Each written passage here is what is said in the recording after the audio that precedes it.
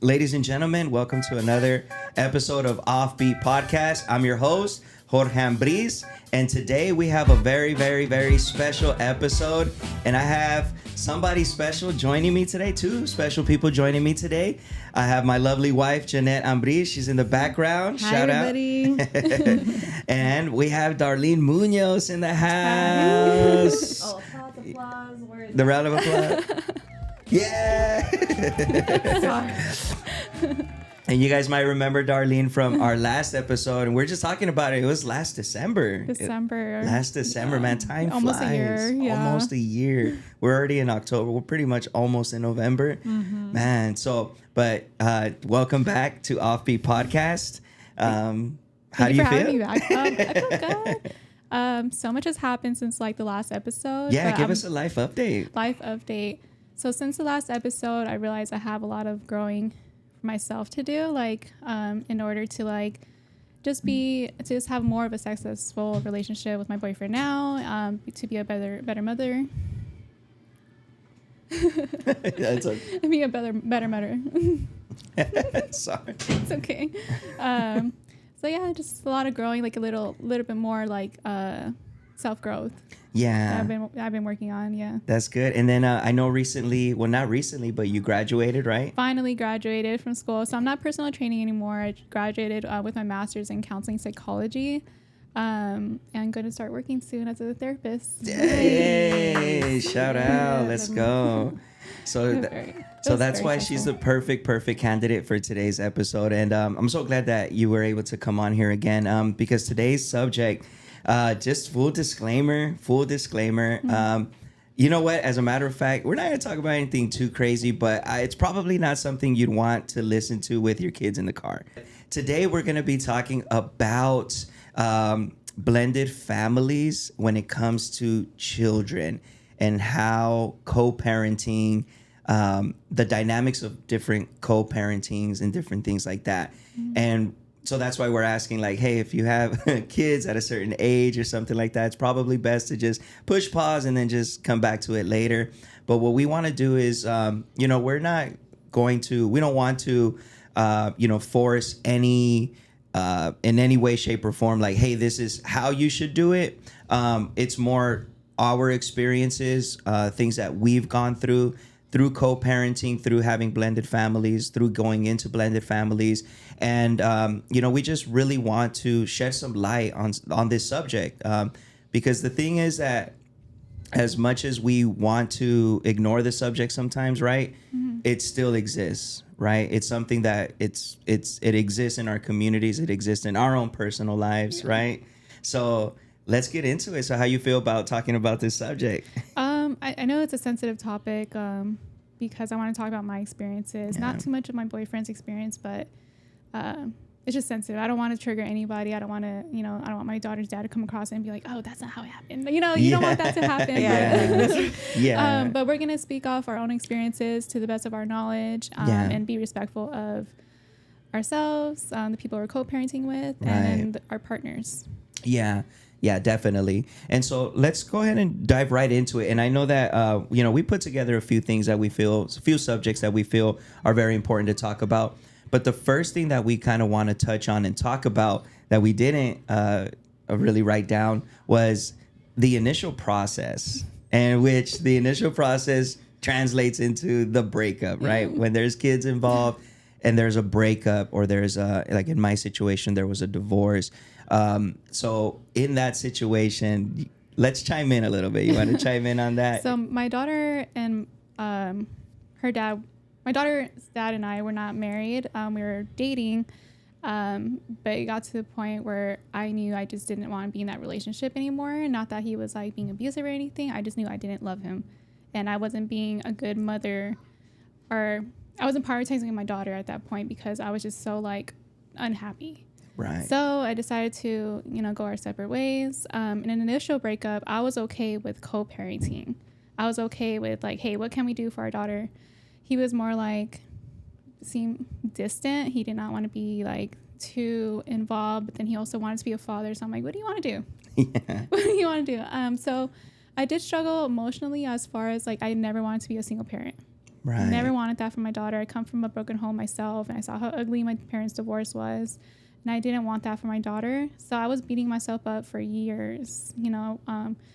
I was drinking a little bit, like the first 6 months after our breakup, not because I was grieving the loss of him, but just grieving like the fact that I was in that situation. Right. And then I went to therapy, and my therapist was like, maybe you shouldn't drink. Maybe that's not the resolution, because, drinking could be a dangerous thing for your daughter. If anything happened to her and you're drunk, like what's CPS going to do? Mm-hmm. Right. Remove your daughter from the situation. And I would say, from the best of my knowledge, I think my daughter's dad was doing the same thing, but his lasted years. I think he might be struggling with it currently. I don't know too much right now, but whether it's because of me or because of the situation he's in. But I think he's doing better now, but he did struggle with it for a while. Yeah. Mm-hmm. No, yeah. The initial breakup is always hard. And I think that's one of the things that a lot of times, that's why I wanted to bring it up, because I think it's in that initial breakup stage where co-parenting can either start off in a positive, productive way, or it can take a turn, for something worse. Yeah. Right. And I'm glad that you brought that up, because it's a hard situation. Like you said, it's not even so much when you grieve the loss of the other person, but now it's like, okay, because life still is moving forward, mm-hmm. But now you have a child in the picture to think about, mm-hmm. and then it can start to question you as a person. Yeah. Right. You start to question yourself, like, did I make the right choice? Mm-hmm. Is this the right thing? And that's why it's so easy for us to get lost in that process, especially in the initial breakup. Oh yeah, definitely. I think you made a good point. It's like you don't want to be in that situation, and then you're also just like not wanting your child to be in that situation. And I forgot what I was gonna say. There was something that came up to my head, but it'll probably come back to me. Or if you have like the dynamic of your family sometimes, right? Oh, I remember now. So it's not like your typical breakup when you're separating from your child's parent, because you're not breaking up and you don't really have to ever talk to them again. Right. You're breaking up in a couple hours. Hey, are you going to pick up so-and-so? Right. It's like you can't, the grieving, I think, takes longer. Yeah. Because you're not really, it's harder to like process the loss or the breakup, and it's hard to process your own feelings. And then you have to continue being a parent, showing up, and not showing those emotions in front of your child, and then also not talking poorly about that parent to your child. I think that's very important. So I think the grieving process is a little bit longer because you're still dealing with that parent one way or another. Yeah. And of course, everyone's context, everyone's situation is different. But yeah, it's that initial stage though, like when the breakup happened, where it's like, okay, what each parent is processing. Mm-hmm. And I think that's where it becomes so dangerous. It can become so dangerous because each parent is going to process things a little bit different. Yeah. Like you mentioned a little bit earlier, it's like even the thought of like, okay, now I'm a dad, or now I'm a mom. But can I get past this grieving? Can I get past this anger? Because sometimes depending how the breakup happened, right? Again, everyone's situation's different, but how that breakup happened, it can stir up anger. It can stir up resentment. Yeah. It can stir up, even vengeance. Yeah. And those are all, that's all a recipe, for a disastrous future co-parenting. Oh yeah, definitely. I think part of it is like forgiving yourself for being in that situation. Yeah. I had to forgive myself because I was with my daughter's dad longer than I should have. And maybe I could have avoided, a lot of things. Right.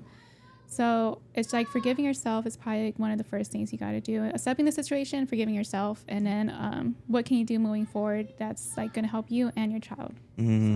So yeah, it really does sound like in those moments, if, you know, again, if somebody does go in through that situation and happens to be in that situation and you are in the start of that journey, you know, that decision, whatever, however it is that you want to call it, you know, I think that that's probably the best advice, you know, is, okay, the situation you're in, we understand, but what are you going to do to help yourself? What are you going to do to, how are you going to channel these emotions, these problems, these issues that you're confronting at that moment? I think that's so important, because the next stage is like, okay, how are we going to figure out this co-parenting situation, right? Yeah. And if we go in it with, you know, all these negative emotions, you know, we're going to take it out, you know, even though we don't want to. I mean, I believe, I think I said it once and they were like, no, not every mom. It was like, but almost every parent that I know and that I can think of loves their child. You know, it's like, who doesn't? You know, it, as hard as things may be, but at the end of the day, we love our children and we want the best for our children. Yeah. But let's be honest, sometimes when there is anger, when there is, you know, bitterness, when there is, you know, we want vengeance, or we want payback, or, you know, or like we talked about, like there's that toxic, you know, maybe it was a real bad toxic relationship on both parts. And now stepping into the co-parenting, it's like, oh man, like that's where it's like, it can either break us or it can make us and create a better future for our co-parenting and for our children. Yeah, I think it's important for our children to see that we're effectively co-parenting with the other parent, because that causes more hurt on the child. Are your parents still together? So no. So I don't know if you experienced this, but when my parents were divorcing, it was like they were using me, I think, as like the most responsible child. Yeah. My brothers will probably say something different, like to communicate with each other. And like I peeked on their court order or whatever and said, don't use your kids as a way to communicate. So I threw that in my parents' face. You shouldn't be using me. And it was out of rage. And how old were you at that time? I was 14 when their divorce was finalized. Yeah. So I just don't want my daughter to see that, and I wanted my daughter to see that me and her dad could co-parent effectively. Yeah. Sometimes we don't agree. We don't always agree. On things, but that we communicate effectively. That we could show up to like soccer practice together. Yeah. That in the future we could show up to graduations together, and that was always my goal. And now we're doing that now. Yeah. I don't think we could have done that like 4 years ago. No, definitely, man. And let me ask you. And so when you guys finally, you know, of course, you talk about the initial stage and everything that you had to cope with and things that maybe even he had to cope with. Did you guys, were you guys able to come to an agreement, a mutual agreement, or was it something that you guys had to use the family court system for? We came to an agreement. So the first thing we did, like maybe like a month after we broke up, he told me, you know, why he wasn't really like doing his part in the relationship, and he was going through this XYZ whatever, and you know, at that point I was already checked out. When a girl checks out, we check out. So I you know, told him like, I appreciate it, and I was like, we did talk about we didn't go to the court because we didn't want other people to tell us how to be parents. And I don't know if it's just us being stubborn, but we just didn't want that. So we asked each other, okay, what works for you? And for him, it was just more on his work schedule. I had more flexibility at the time. I still kind of do. So it was just more on his work schedule that we agreed on. And then we agreed on what's realistic because my daughter lives with me. As far as like child support, what's real? Well, I asked him what was realistic for you, and he told me a number, and I was like, okay, that's fair. I didn't need much. I was making enough money to provide on my own, provide for her, but I just wanted him to like do his part a little bit. Like even if I use it for clothes, like sometimes I'll send him receipts like, hey, like I bought her personal hygiene stuff, like just so he knew I wasn't spending it on my own like luxury. Now we kind of have a different agreement where he's paying like certain like medical stuff, and I'm just providing her like a home, you know. So we come to agreement to things. We had last year, we almost went through the court. Because something ugly happened, like with his own relationship, that was just like, I don't think my daughter's in a safe place. But again, we came to an agreement after all emotions was calmed down, and we were able to work through that. And I think honestly that was a growing moment for myself, for him and his current girlfriend. And I feel like now we live, more peacefully. So. No, I'm glad. I really am. I like to hear different perspectives because in my situation, I did have to go through the court, and it wasn't so much because we were legally married, so obviously we were forced. We had to go through the court. But when it comes to family, and this is what a lot of people don't know, and this is kind of what I want to encourage, because if you can come to a mutual agreement with your partner, of course, like that's always the best, in my opinion.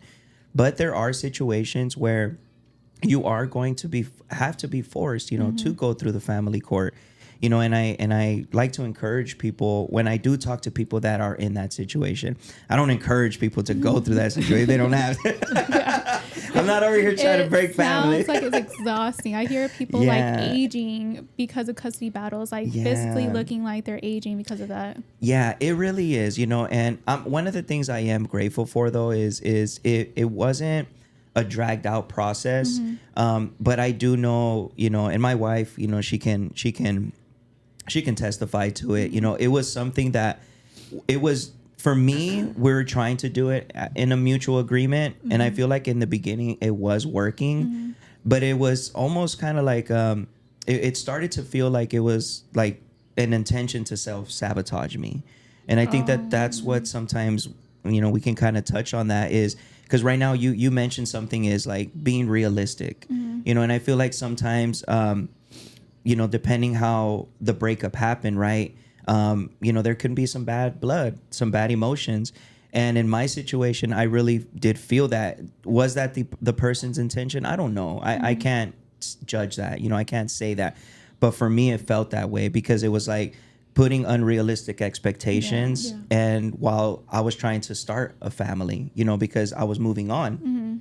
So that could be hurtful for the other partner or the other right parent. Like he's moving on with his life and I'm stuck here. Exactly. And I totally understand it, but that's why I was like, you know what, like let's just go. I think I was at work one day and I got threatened. I got threatened to like that they were gonna put an Amber Alert on me. Are you serious? For my daughter. Yeah, it was. It got really ugly. Yeah. It got that moment, that little time when things were happening during our co-parenting. Like it got a little bit ugly, and that's when I remember I like froze up at work because I got that text message. And I froze up, and I couldn't even focus at work anymore. Like I just froze up. I got stressed out. I started to feel like, oh my God, what if that does happen? Like, what is that going to do to me? I started to think all the bad situations. So I finally said, you know what? Like, forget this. Like, let's do it. Let's do it. Like, if that's going to trigger it, like, then do it. And then we'll take it from there. We'll go into whatever legal matters, whatever legal action. Thankfully, it didn't get to that, but we did have to go through the court, In some cases, you have to. Like my boyfriend, had a mutual agreement with his son's mother. And at some point, they just had to go to court because once he started, doing the threats and all that stuff, like you have to go to court because at the end of the day, not to like be like biased, but sometimes guys are just put in a situation where you look like the bad guy. Right. And, us girls could go get away with a lot of things. Yeah. Being a little biased, but that's a situation where you're just like, we got to go to court. We got to handle this. Yeah. Like, I want to clear my name. I want to show up and I want to make sure that I'm just trying to be the best dad I can be. Yeah. And that's where I want to encourage dads because I feel a lot of times dads do feel kind of what you said right now. And it's true. There might be a little bias, but I can honestly say that I think the bias exists because a lot of times as dads, we don't do our part. I agree. It's true. It's true. Like, she's been a witness where I have sat down with men, that they've come over to my house.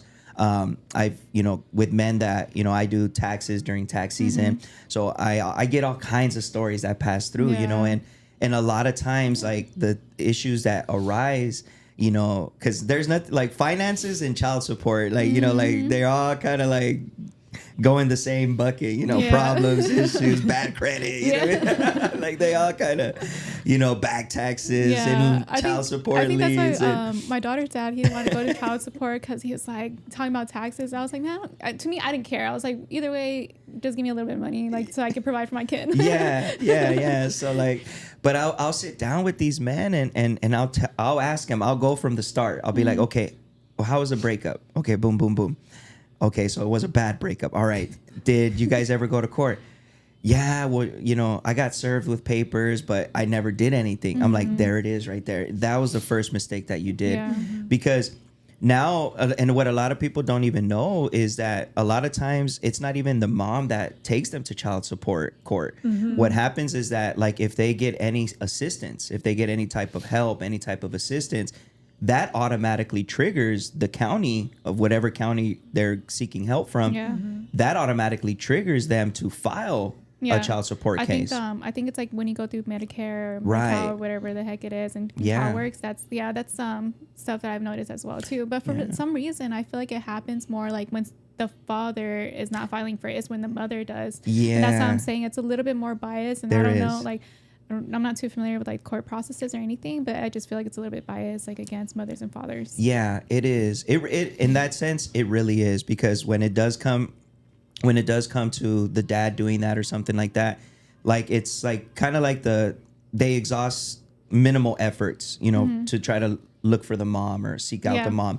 But when it's like that, like they'll hound you down. You work at JJ? You work at Selfmade? Okay. Yeah. Oh, you're at Offbeat Podcast? Yeah. I saw you on YouTube.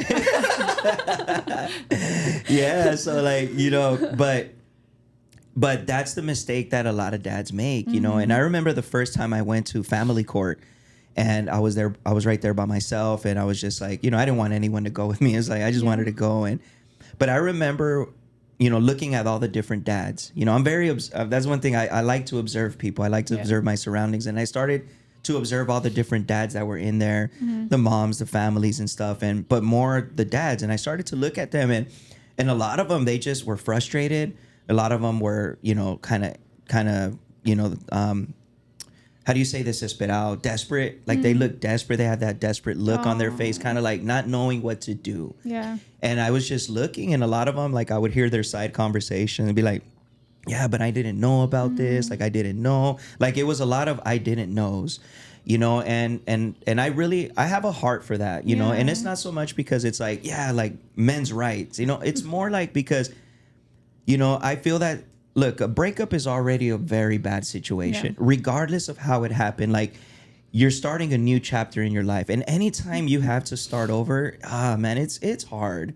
I really sympathize. It's hard. Yeah. But now when there's a child involved, you can have headaches for the next 18 years.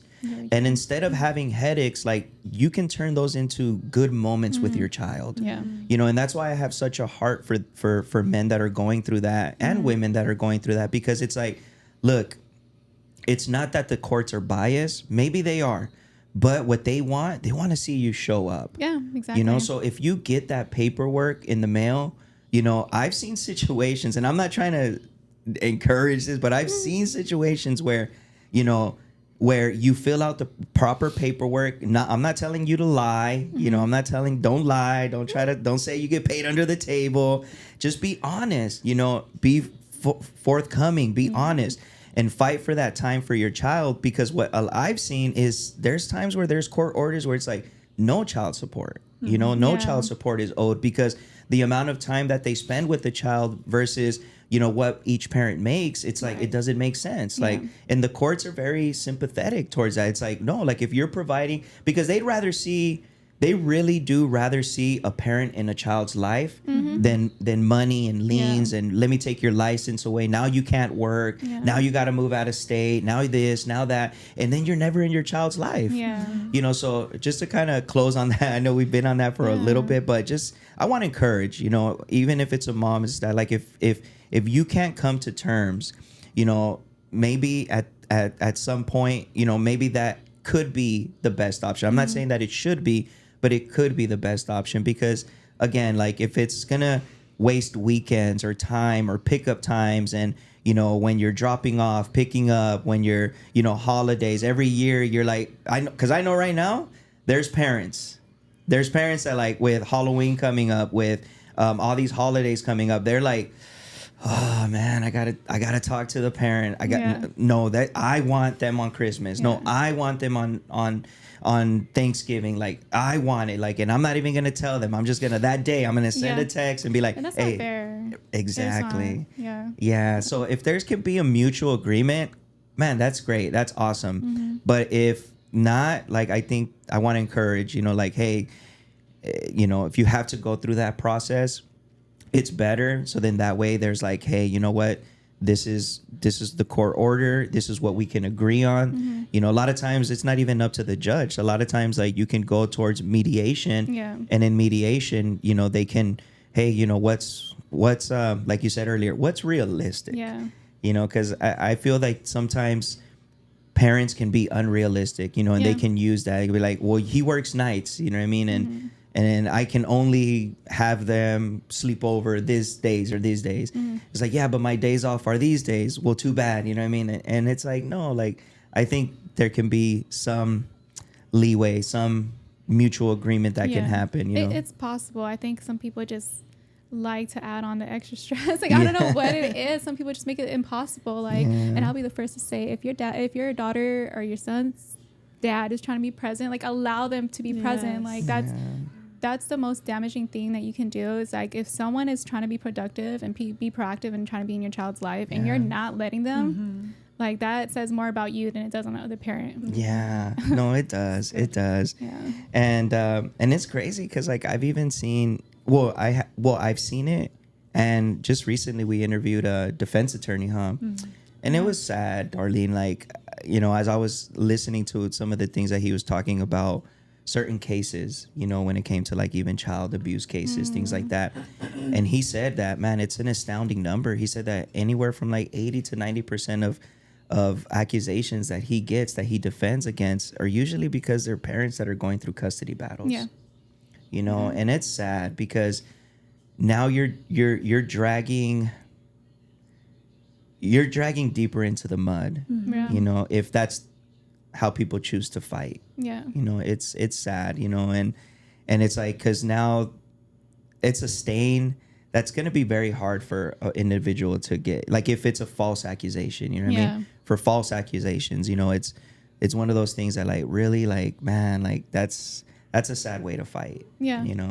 Yeah. So, but, well, moving on. Did you want to chime in anything on that one? I feel like it's more like in regards to you guys, since I'm like the step parent, so I don't feel like, it's my time yet. I was like, It'll be your time soon. It's okay. I was like, she has a lot to chime in, I know. Yeah. I want to hear her perspective as well. I can just like add on and just like say in regards to what my husband was saying, as fathers, like, that's one thing he did do. Mm-hmm. Like, he did fight for the time for his daughter. That's awesome. And when he was telling me, like, when we were going through it, I was like, no, let's do it. If that's what's gonna help.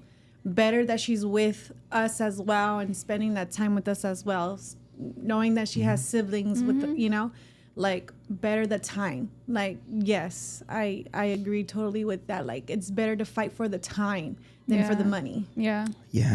So just to kind of encourage and say, like, you did such a good job in that area. Yeah. And I know, like, Brielle's blessed because of that now, because she gets to have her time with her dad. Yeah. And it's important for girls to have their time with their dad, So Yeah. that's good. Even though she's going into her little teenage years almost, The man. golden years. Oh my gosh, Those moody days. she's already showing it, dude. I'm like, oh god, what am I doing? He is not ready for it. I'm totally not, man. I'm horrible. Anyway, that's a whole other subject. That's a whole different topic. But let's get into so the first thing that we feel would be kind of cool to talk about is obviously the child's needs, and prioritizing the child's physical, emotional, and educational needs is crucial. So let's talk about how is it as individuals that we can come to put our child and prioritize our child's needs when it comes to co-parenting?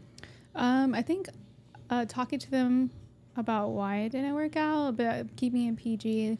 My daughter sees me with my boyfriend now, and she's like, she asked me, why am I with him? Why do I want to get married with him but not marry her daddy? And I'm just like, it's heartbreaking to hear that, but like. So can I ask? I'm pretty sure people are thinking this as you're saying this. How old is your daughter? 5. Oh, she's okay. 5. She's 5. 5, and then my boyfriend has a 7-year-old son. Okay. Nice. So she asked, and my boyfriend or my daughter's dad has a girlfriend too, and they've been together I think for about 4 years or so. So for a while, and they have a kid together. Okay. So she asked me like, how come you want to get married with Sterling? Don't want to marry my dad? And I'm just like, well, I'm in love with Sterling. Like I, love him, and I was like, I don't love your dad like I love Sterling. Yeah. And I was like, I love your daddy as a friend. Like I'll be there for him as a friend, but I didn't see him as someone that I wanted to get married with. Yeah. And like I had to break it to her, and I, like not in like, oh, I don't, your dad's not my type kind of thing. Like, but it was just more like, we cared for each other. I liked him, but I'm not in love with him. Right. So. Yeah. No, it's right now that you brought that up, because my daughter like has brought things up like that too, and with me, and I'm just like, oh my God. I'm like, oh, I don't want to really have this conversation. And she's a little bit older. She's 11 years old now. And I feel like the last year she's asked more. Yeah.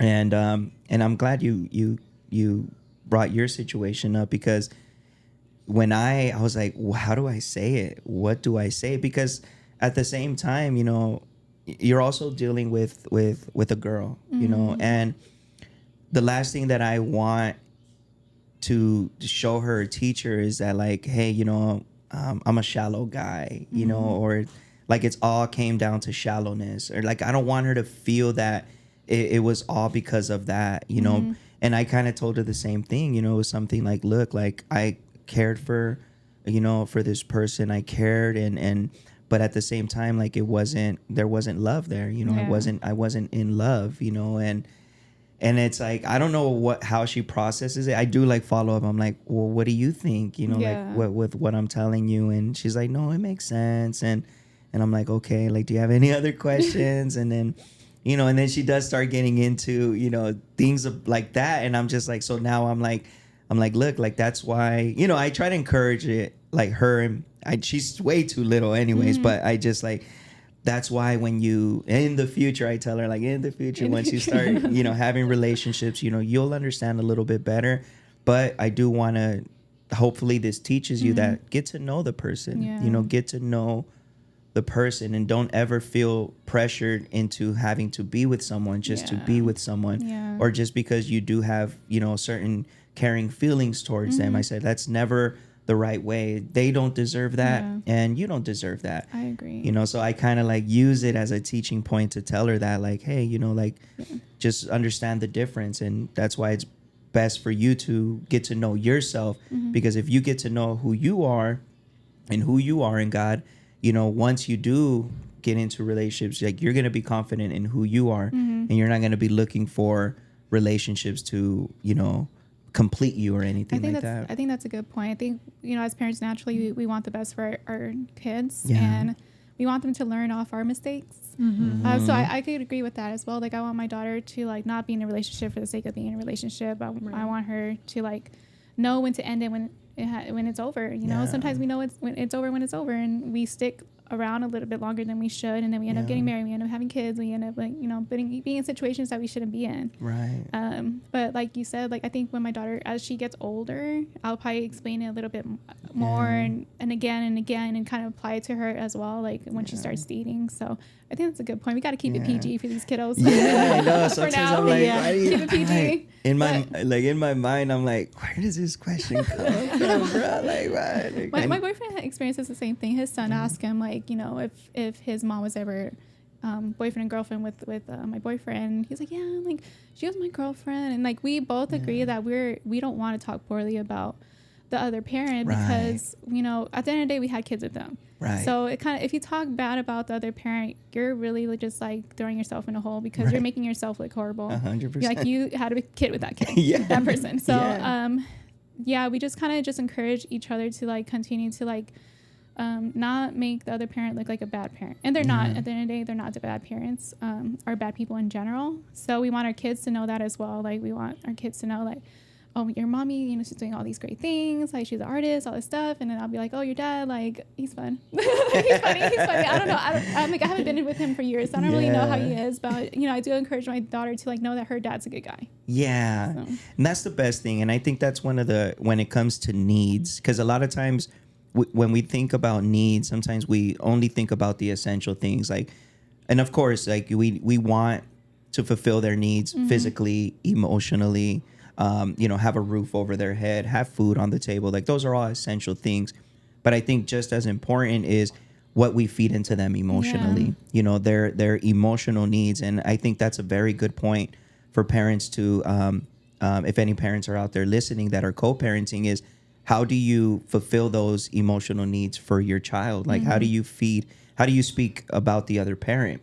Because that is very important, because whether we know it or not, if we speak negatively, you know, about the other parent, like you said, we look bad ourselves, but at the same time, we're also, you know, breaking something within that child, whether we know it or not. You wanted to say something? Yeah, I can chime in on this, like, because I think for us with our daughter, like, I know something, like, in the beginning, like, when it came down to, like, her wanting to express, like, what she did with her mom during the weekend type thing, you know, like, oh, well, kind of like just like, oh, cool, and that's it. Because at that time it was just so, you know, so negative, you know, like the way things are going still. I think he was still hurt, you know, even like us, like, I know, like, because he's hurt, I'm like feeling a certain way too, you know. But once things have gotten better and, like, the relationship was better, the communication was better, things were just being civil, you know. I think even for me, like, as a step parent, you know, and just allowing that forgiveness and letting us heal in that area with all that was happening. Now, even with her now, like, we ask her, how was your weekend? Like, kind of like talk, because of her needs, you know, like, because I just don't want to ever make her feel like she can't come and express, like, how was her weekend, you know, or how she spent it, you know. So that's something that we do, like, I know, like, I do, like, because I just want to let her know, like, I'm here to listen to you, you know, I'm here to, like, hear you out, what you did. Oh, that great, you did that, that's fun, like, oh, I'm glad you did that with your mom, like, you know. I'm not sure if parents do that, even biological parents, you know, because of the situation, because maybe there's anger, but I know, like, there has to be some sort of healing and forgiveness to happen, because I know, like, for me, there had to be, you know, because of the way our situation was, how things were, how things happened, like, there had to be healing for me in order to get to that place, even where now when she like, this morning when I dropped her off at school, I said, because she just got dropped off this morning, she was with the weekend with her mom. I was like, oh, how was your weekend? What did you do? Did you do anything fun? And she's like, yeah, my grandma came into town. Oh, that's nice. I'm glad you got to spend time with your grandma. And then it just, like, I feel like it does make her feel like, oh, you're interested in what I do. You're interested in and she how probably feels closer to you as well. So I feel like because of that, like, our relationship has been better because I've been open. I've been open. I don't, like, tear it down, like, or I don't shut it off, like, you know, or give her the cold shoulder when she does speak about it. If anything, like, that's cool, like, or I even, like, we talk about it more, you know, and she goes more into detail. So I let her have that. We let her have that freedom here, you know, to feel that, you know. So I think that kind of meets her need in that area, where she feels comfortable enough to be open. I talk about my with my boyfriend's son, like, we do talk about, like, his mom, like, his mom's, like, a really awesome artist. She's a tattoo artist. So she made, like, this cool poster for him for his birthday. I'm like, oh, sweet. So me and his son do, like, arts and crafts together. So when he's doing something that's, like, artistic, I'm like, oh, you're so, like, good, like, you must get that for your mom. So, like, we do stuff like that, and he's like, yeah, I did, you know, my mom taught me how to do this. And he's, you know, he's a hyper kid, he talks fast. No, that's good. And I think that's a very big part of when it comes to needs. It really is, because I know for us, and even, like, on the episode that we talked about the last time about, you know, escaping, you know, toxic traits and stuff like that. A lot of the toxic traits and things like that we do get is because, you know, we didn't know how to express ourselves emotionally. You know, we didn't know how to talk about things, you know, our parents' work schedules were different. You know, our parents' upbringing was different. So it's I like how we're making this part of like, hey, this is a child's need. You know, part of that need is to build them up emotionally. Part of that need is to talk about the other parent positively as much as possible. You know, sheltering them from our own drama, I think, is also a very big part of meeting their needs. You know, there's, of course, it's already a bad situation, you know, that they aren't going to have both their biological parents in the same home together raising them. It's already a, you know, but given the situations, we can still turn it around for the good. Yeah. We can still. And I think that sheltering them from that unnecessary drama is also a big way of protecting them, right? Have you guys started doing like family events together with the your daughter's Sports, through sports. sports? Through sports right now. Just like, yeah, I think right now it's just been through sports and through like assemblies and stuff like that, like when it comes to the school. But I don't know. That's one thing that I wonder, like, it's like if we're ever going to be able to get to that place. Yeah. I don't know. You know, we always hope for the best, but Yeah. Because I think that's what kids too, like, what they feel fulfilled. Like, oh, my parents, both of my parents, you know, my sets of parents, I don't know if she's dating anyone, but like, that they could get together, like, for me. I think that's what's important for kids. And to the best of our ability, if there's like no tension and stuff and there's boundaries, I think that would be awesome for kids to see. Yeah. I know we did do that one time with her cake, right? She had a birthday. It was her birthday had passed, I think, right? Or was it the day of? I think that was her. It was the day of, huh? And she was getting dropped off, and she had just got done celebrating. And then I think her mom or somebody got her a cake. I think we got the cake for her. We had gotten the cake, or she brought. No, she brought that. Because that's why it was that, because she had brought it, and they didn't have time to. They didn't have time to blow the candles or anything. And then my daughter wanted to. She also wanted it to bring it here, like she wanted it to do it here. Yeah. And so I was like, oh yeah, you know. So she texted me. She's like, hey, I have a cake. Like Brielle wants to blow the candles there at your house. Like, so I was like, okay, cool, you know. And so then I talked to her, and I'd be like, hey, you know what, this is the situation. Like, would you be okay if, you know, if I invite her in to at least sing Brielle happy birthday? Because I know Brielle would like that. You know, I know that she'll, you know. And she was like, no, yeah. She's like, yeah, that's fine. That's fine with me. So I told her, you know, when she got here to drop her off, I went to her car and I'm like, hey, you know what? Like, since you're bringing the cake, I think it'd be cool. And I think Brielle would love it too. Like, if, you know, you come in too and, you know, blow the candles, watch her blow the candles, sing her happy birthday. And she agreed to it, you know. And I was glad that she did, because it was more for my daughter. Yeah. You know, like, I know it was more for her. Like, seeing little moments like that in her, you know, because I think that sometimes, and that's what's hard. We can't control everything our kids feel, you know.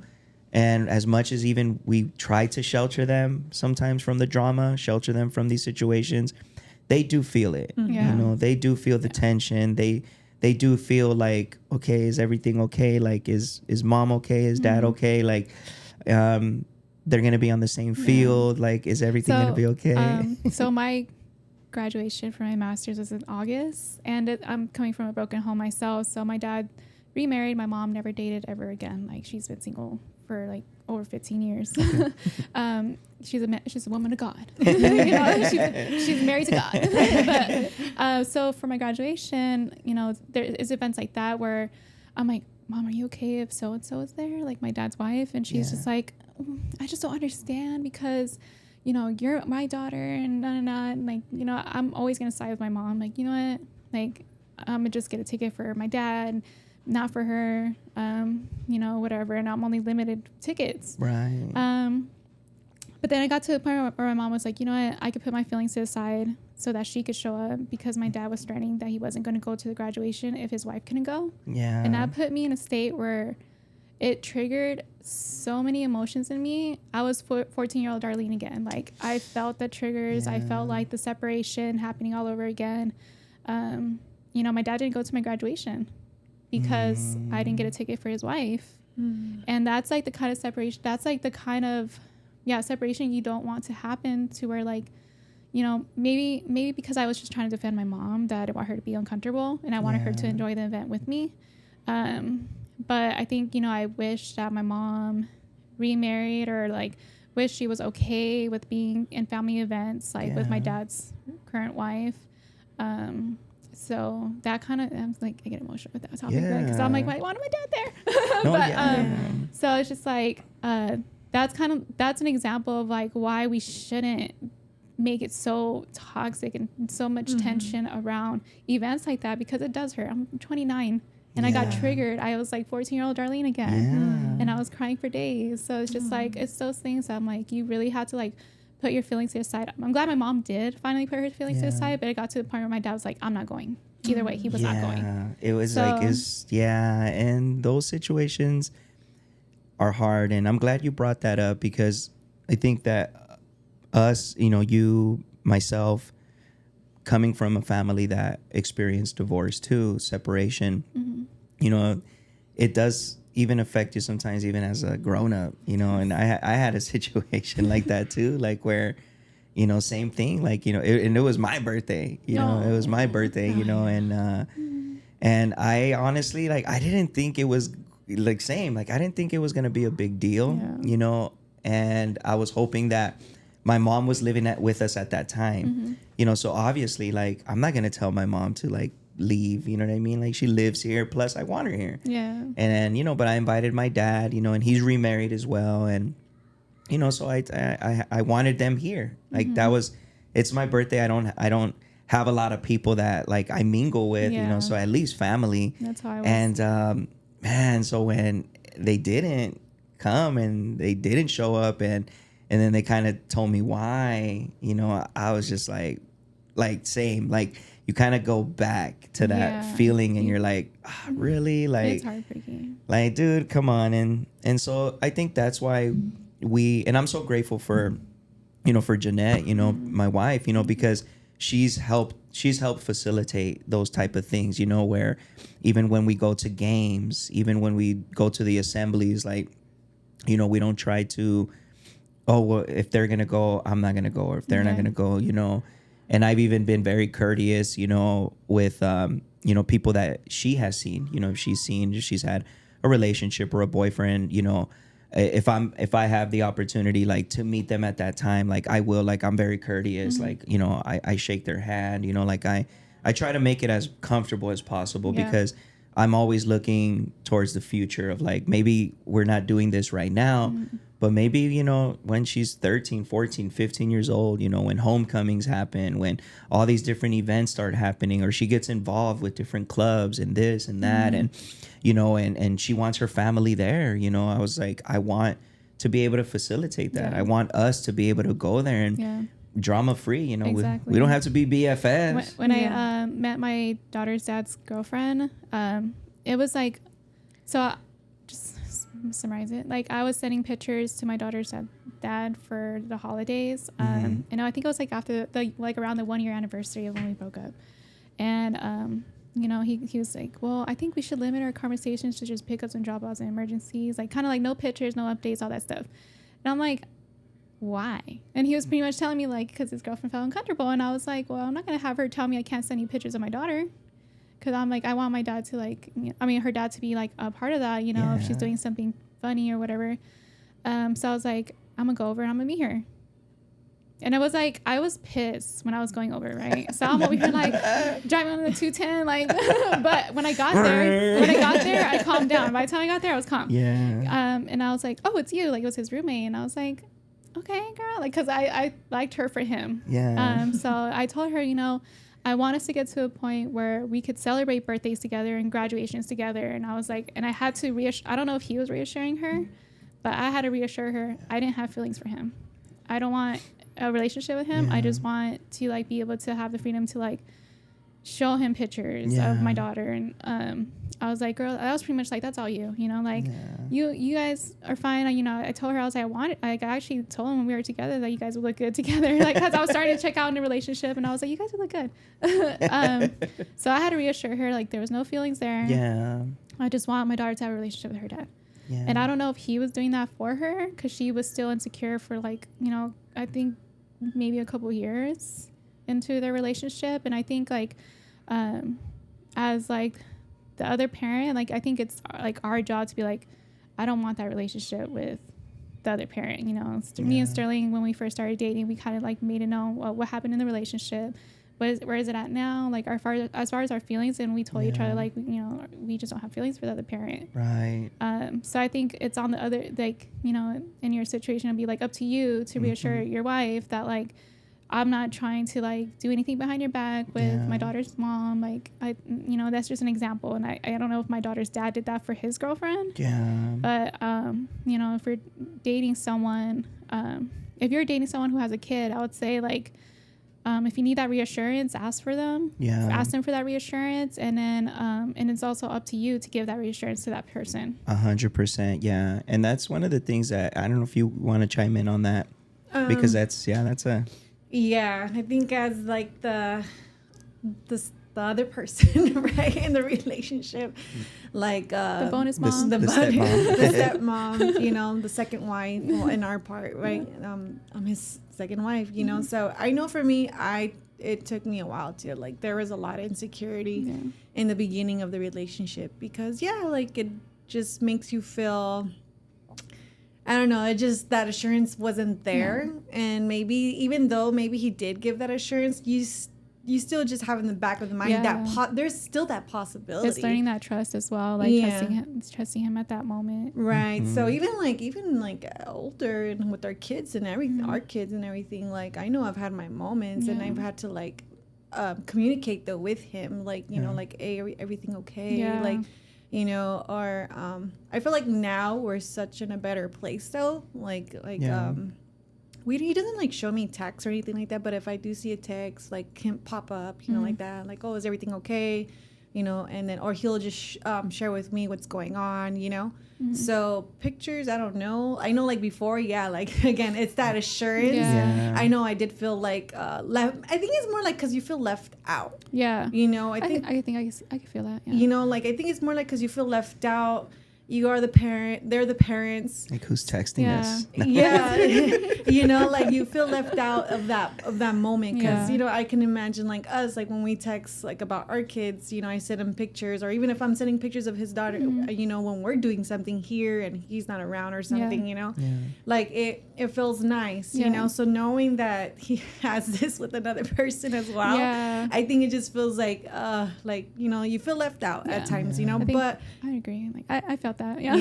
I think just coming to an understanding though, and having that trust, like, once I finally, like, had the understanding, and again, like, has to come a lot with healing, forgiving, you know what I mean, trusting, you know, and I think, like, I feel like I'm better, like, I don't, like, question him so much anymore because now he's reassured me more, you know, and no, and I think that's helps. Yeah, it really does. And I know that in the beginning, I was really bad at that. You know, I was. But I would, because my idea, and I think sometimes as men, we get it wrong. We don't always get it right. You guys always think so logical, man. Right? We're like, emotional. You're logical. So, like, my logic at that time was like, well, I'm with you. You know, like, I'm with you. So if I'm with you, like, I'm with you. Don't worry. But it was a very tricky situation, especially in the beginning, because my, you know, my daughter, she was a baby, you know, at that time, you know, and so visitations in the beginning, you know, it was like me going over, you know, so it was a lot of that, you know, and I know that, you know, us being in a brand new relationship, like, it was very difficult for her to see that. Now I see that a lot. I see that a lot more clear. Because if the roles is flipped, you'll be like, you're at your ex's house. Is it just the two of you? What's going on? Exactly. And I wasn't, because I really was done. Like, I really was done. And I can honestly say, and I can be here on camera and say, like, you know, nothing ever did, you know, re-happen, you know, because I really was, you know, I was emotionally, mentally, everything, like, I was done.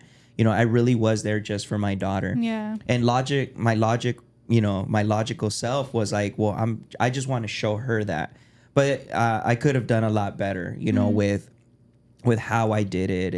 And you know, but I'm thankful, though, because she never let that, you know, kind of, mess up our relationship. Cause like separation. Yeah, because even though she would feel that, and we would talk about that sometimes, but even though she had all these emotions, like she never got in the way of like, no, you're not gonna go see your daughter. Yeah. Like no, I like that. That's cool. or no, like if you go, like then you're gonna do this. Yeah. Like she never overstepped in that way, and I'm so grateful for that because it really was a hard situation, and I think she understood that. And because it really was like, there were times where I didn't want to be there, and I would literally just, grab my daughter and, I would, put her in the car seat.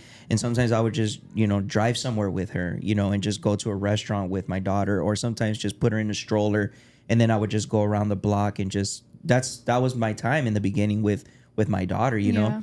And that's why I even want to encourage people, kind of going back to what we talked about is, if you're going to start a new relationship, in a co-parenting situation, that's one of the things you really have to kind of think about ahead of time is, if I do start a new relationship, what sort of things am I willing to change?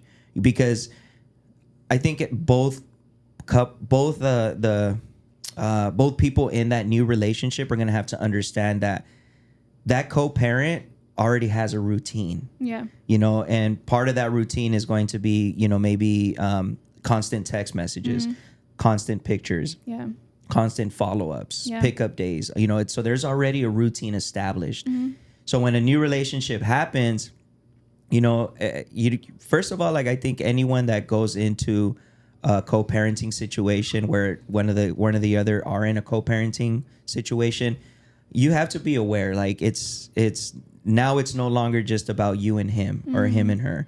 Like it's about a child too. Yeah. So, if you're going to date someone, that has a child, I think you have to be kind of aware of it. But at the same time, the person who's the parent is going to also have to be aware of like, what am I going to be willing to change? Yeah. What kind of assurances can I give, my new partner to not make them feel that, hey, to let them know this is over, and I think the best way to always do that, and that's why the relationship has to be healthy. The co-parenting relationship has to be healthy, because if it's healthy, things like that can happen where it's like, let me just go talk to this person. I was telling Sterling, like, no, we're not dating, the other parent, but that's a whole relationship. I was like, it's like a second relationship. It is. Because I was telling him, like, with him and his son's mom, like, that's a whole relationship you got to cater to. You got to cater to her needs as a mother to your son. Yeah. And, same thing, like, for my daughter's dad, like, we have a lot of boundaries where we just, don't really go to each other's houses like that. Yeah. He came over for, like, her birthday a couple times. But the one time he came to me, to my house to talk to me was because he had to talk about something. He just texted me, hey, can I come over? I want to talk. Yeah. Or can I, he was dropping off my daughter and he wanted to talk a little bit. And me as like a parent, I was like, well, of course, like I'm always going to, be there for my daughter's dad, not intimately, but if he needed something, I'll be there after he exhausts every other resource. Like I want to be the last person he goes to. But yeah, at that time I was like, yeah, like let's talk. And so he talked to me, he was telling me that his girlfriend was pregnant. And I felt like he was reliving what he lived with me, like, unplanned pregnancy. There was tension in the relationship. He was like, I'm telling you, he was reliving that with his current girlfriend at that moment. So I gave him that room to talk to me. And, I was encouraging him to work it out. I was like, maybe she's probably just, upset right now. But she found out that he was at my house talking. And she came over and she was really upset, and she asked me to come outside. I was like, I'm trying to put my daughter to sleep, but the whole time I was just like, this is not my situation to be in. And I, that was a learning moment for me, because I was like, I shouldn't even be in that situation. So that's when I was like, okay, like there has to be even more boundaries. Like I would have to tell him, is this something you could go to your mom for? Is this something that you could go to your sister for? Because I don't want to cause tension in their relationship that I don't need to cause. Yeah. That's not my relationship. That's their relationship. That's their pregnancy. That was like their problem, not mine. So I think we had to learn, okay, what's my problem? What's theirs? Ooh, yeah. And that's a huge thing, because we want to, put ourselves in situations that we don't really need to be in. Yeah, we want to be the savior. Sometimes that's good. I'm glad you touched on that, because I'm going to piggyback a little bit off of that, because I think when it comes to situations like that, sometimes we have to be very careful, to relive, or even, be put in a situation where emotions can come up, and we have to, because I know even for me, that was very difficult in the beginning, because I think guilt was a lot of my driving force. Like, I had a lot of guilt. So because of that guilt, I did feel like I had to kind of do more than what was even expected sometimes. Yeah. And I think that was even probably some of my wife's frustration. We weren't married yet, but in our relationship, I think that was one of the biggest frustrations, because it kind of would be like if the baby needed something, like I was like, jump, like if the baby needs something, jump, like right away. My daughter's dad's girlfriend felt the same way, where she would literally say that. She's like, Darlene would ask you. So when I had met her, she's like, I just feel like, if you asked for something, he would just jump for it. And I was just like, well, we have a kid together. Yeah. I wasn't asking for him to freaking take me on a date. Yeah. Yeah. I was like, if she's sick, help me. Yeah. Yeah, exactly. So those type of things, like there's, and I think that's what we need to understand is, what are things that we do have control of, and then what are things that just simply because that was one of the things that I had to come to. It's like, what, when I'm with my baby, like I need to make sure that whatever she needs, I have. And then last resort is I go to the mom. Yeah. Last resort. And so I had to do that though.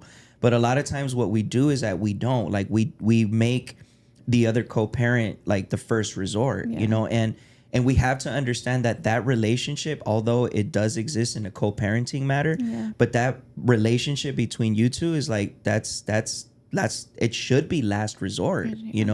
That's one of the things that I had to get to. I had to like, what, like, no, like I can't just jump up for every little thing. Like I have to make sure that, because I don't do that, I don't, for every little thing, like I wouldn't text, her mom and be like, hey, this. Like, no, it was like things that I needed to know as a dad. Like I had to figure out. Yeah, there were things that I had to go for. Like if I needed wipes, like then I needed to provide wipes. If I needed she needed diapers, then I needed to provide those diapers. Like I'm not gonna, if I forgot the diaper bag, it's like, well, make my own diaper bag. You know what I mean? Like. And I think those are the things that as parents, as co-parents, like we have to kind of get used to, even when it comes to financial things. Because I know that financial, that's what causes the biggest fights, and I always say this, and people might hate me, people might love me for it. I don't know. But I always say this, like, okay, when we decide to split up, when we decide to like, okay, and we're in a co-parenting situation, like that doesn't exempt you as a mom or as a dad, like how you're like, you still got to live. Like you still got to eat, you still got to pay rent. Like, oh, like you have a baby now, like now you pay rent. Like no, you like with or without a baby, you had to pay rent. Like you weren't gonna just like live under a rock, you know what I mean, and just like expect nothing to happen. Like your responsibilities are still your responsibilities. Like whether you live with your parents, whether you live, like you still have the bills to pay. So like, and sometimes like we can make it like to where no, I'm in this situation because they left me. I'm in this situation because like I'm a single parent. And it's like, no, like you still have your duties. Like you still have your responsibilities. The first of the month, you still have to pay your rent or your mortgage, whatever it is. You still got to pay your car note if that's what you want. You still have to get groceries. You still have to do all those things. But a lot of parents, what they do is like they'll make it like, well, like they'll make the other person try to feel guilty, because maybe they're struggling financially. And then that's not my problem. And exactly. It's like, is the baby okay? Well, yeah, the baby's okay. Okay. Does the baby have this? Yes, the baby has.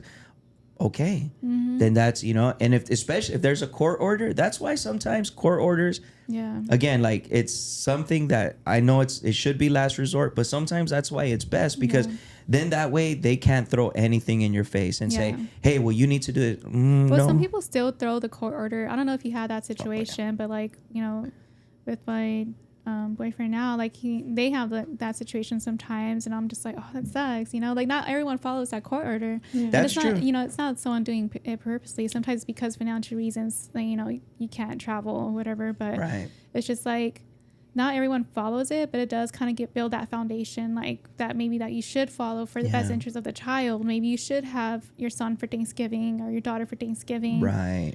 So I think it just builds a foundation, even though some people don't really follow it all the time. Yeah. That's true too. Yeah. No, yeah, there's some people that don't care. There's some people that don't care, man. It's a situation, but I don't want to talk about it because then there's kind of, no, I'd rather not. Because there was a time where the court order helped me. Like, it helped me. Like, so, but that's a whole nother. No, sometimes it's helpful, and it's just like sometimes people don't follow it. I would say just express it and just kind of put like a disclaimer, like, you know, like, because I think, I mean, not in a bad way. It's not to bash anybody. It's not to bash, you know, the other person on here. It's just really to show like how sometimes people maybe without intentionally, they're trying to be mean or they're trying to do it intentionally, but how it causes the other side. You know, what causes on the other side, and you had to step up.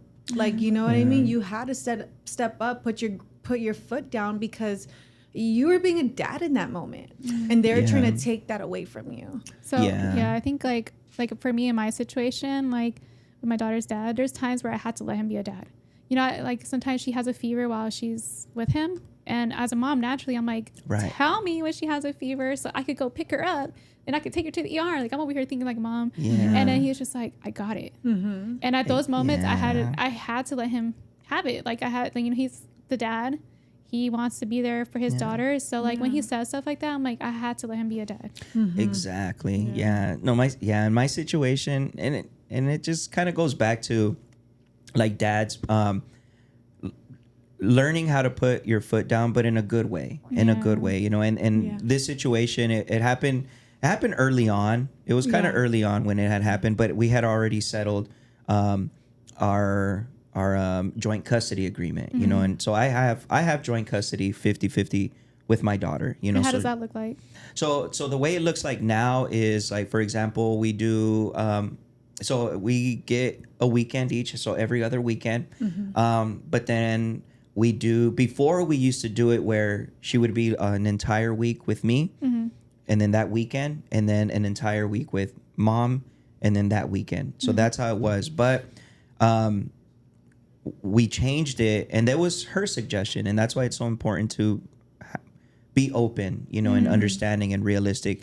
She brought it to our attention that, you know what, our daughter, she was being very emotional during that time, where she would get like kind of separation anxiety from either one of us, you know, because it was an entire week, you know, it was an entire 7 days with mom, or an entire 7 days with dad.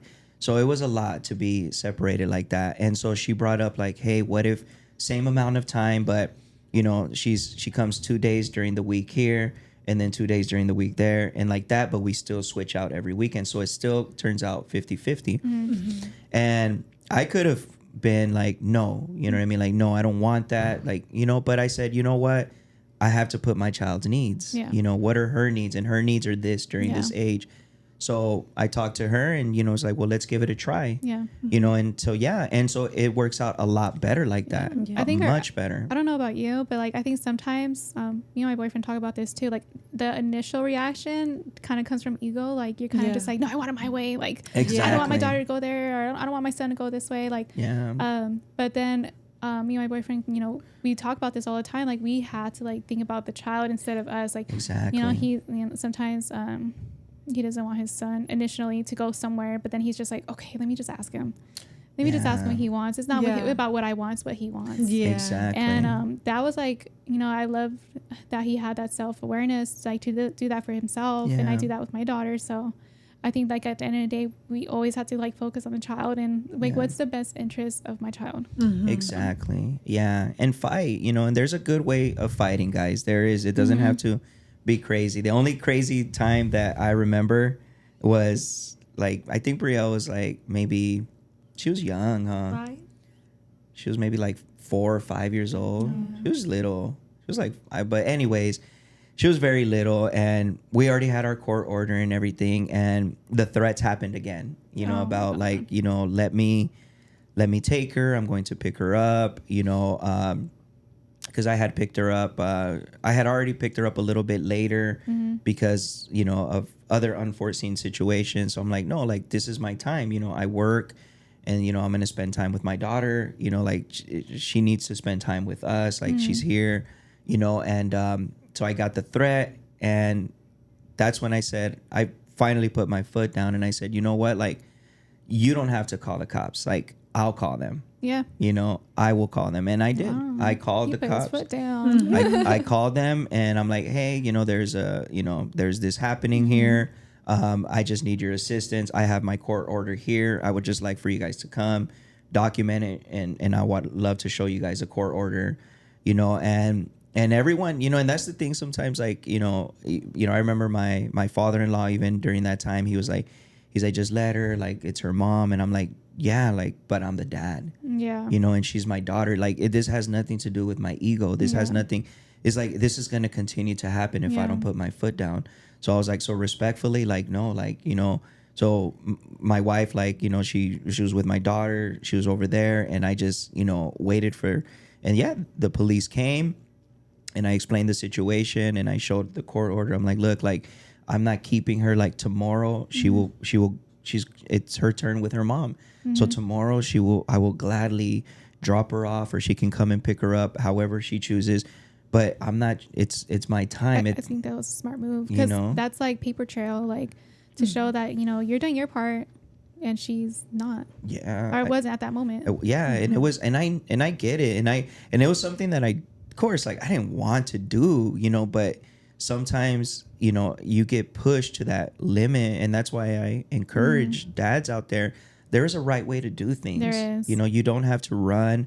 You don't have to hide, and if you really, really, really think about the child, if you are really wanting to be a dad, a mom in that child's life, then sometimes you are going to have to learn how to fight the right way. You know? Exactly. There are moments to fight in a clean way, of course. Now, I'm not talking about fighting dirty. I'm not talking about, bringing up false accusations. I'm not talking about stating facts. Yeah, right? and I'm not talking about keeping your child from your mother to I'm talking about doing what's fair. You know what I mean? And that's why sometimes a paper trail, a court order is best, because, like you said, it does serve as a foundation, to where if things aren't working out, because I believe in flexibility so much. I just explained my story with the flexibility with my daughter's schedule, so I'm very flexible, but at the same time, we have to know when and where to put our foot down when it comes to co-parenting, because if not, depending on the personalities that we deal with, like, like, it seems like, like with you, like, it seems like things are pretty, pretty like normal, pretty cool, like they're stable right pretty now. smooth. Exactly. It's smooth right now. Exactly. But I know and that I say right now because it changes sometimes. It can change. Yeah. And I was ready to be Hulk last year. Like, yeah, I was ready. It can change, and it does. And trust me, like, even to this day, sometimes, like, I will get messages, and if it's longer than, like, 3-4 phrases or something like that. Phrases. And, like, or, I don't know, like, sentences, like in the text, it's, when it's something quick, like, you're like, okay. Yeah. But when it's like, you're like, what you're like, no, like, sometimes before I read it, I'm like, nah, let me shut this off. Let me mentally prepare. And then sometimes, like, it's nothing, it's just something long, that it's just an explanation of something that maybe my daughter went through, just to give me a heads up on something. Yes. I think I had to check myself, and Sterling had to check me as well, because, when my daughter's dad does something that I don't agree with, especially when it comes to, like, disciplining, he doesn't hit her, but, like, there's some things I just don't agree.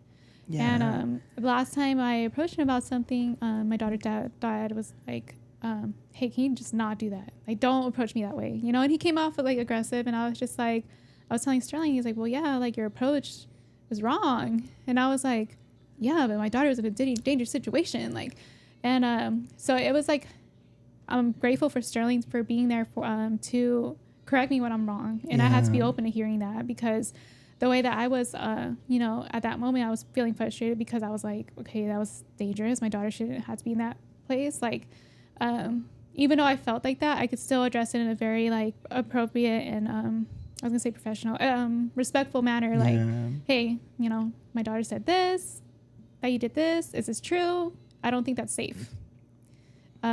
Which is like, he probably might have felt some sort of way anyway, but like, that's better than being like, Melanie told me you did this. That's not cool. Don't do that again. Exactly.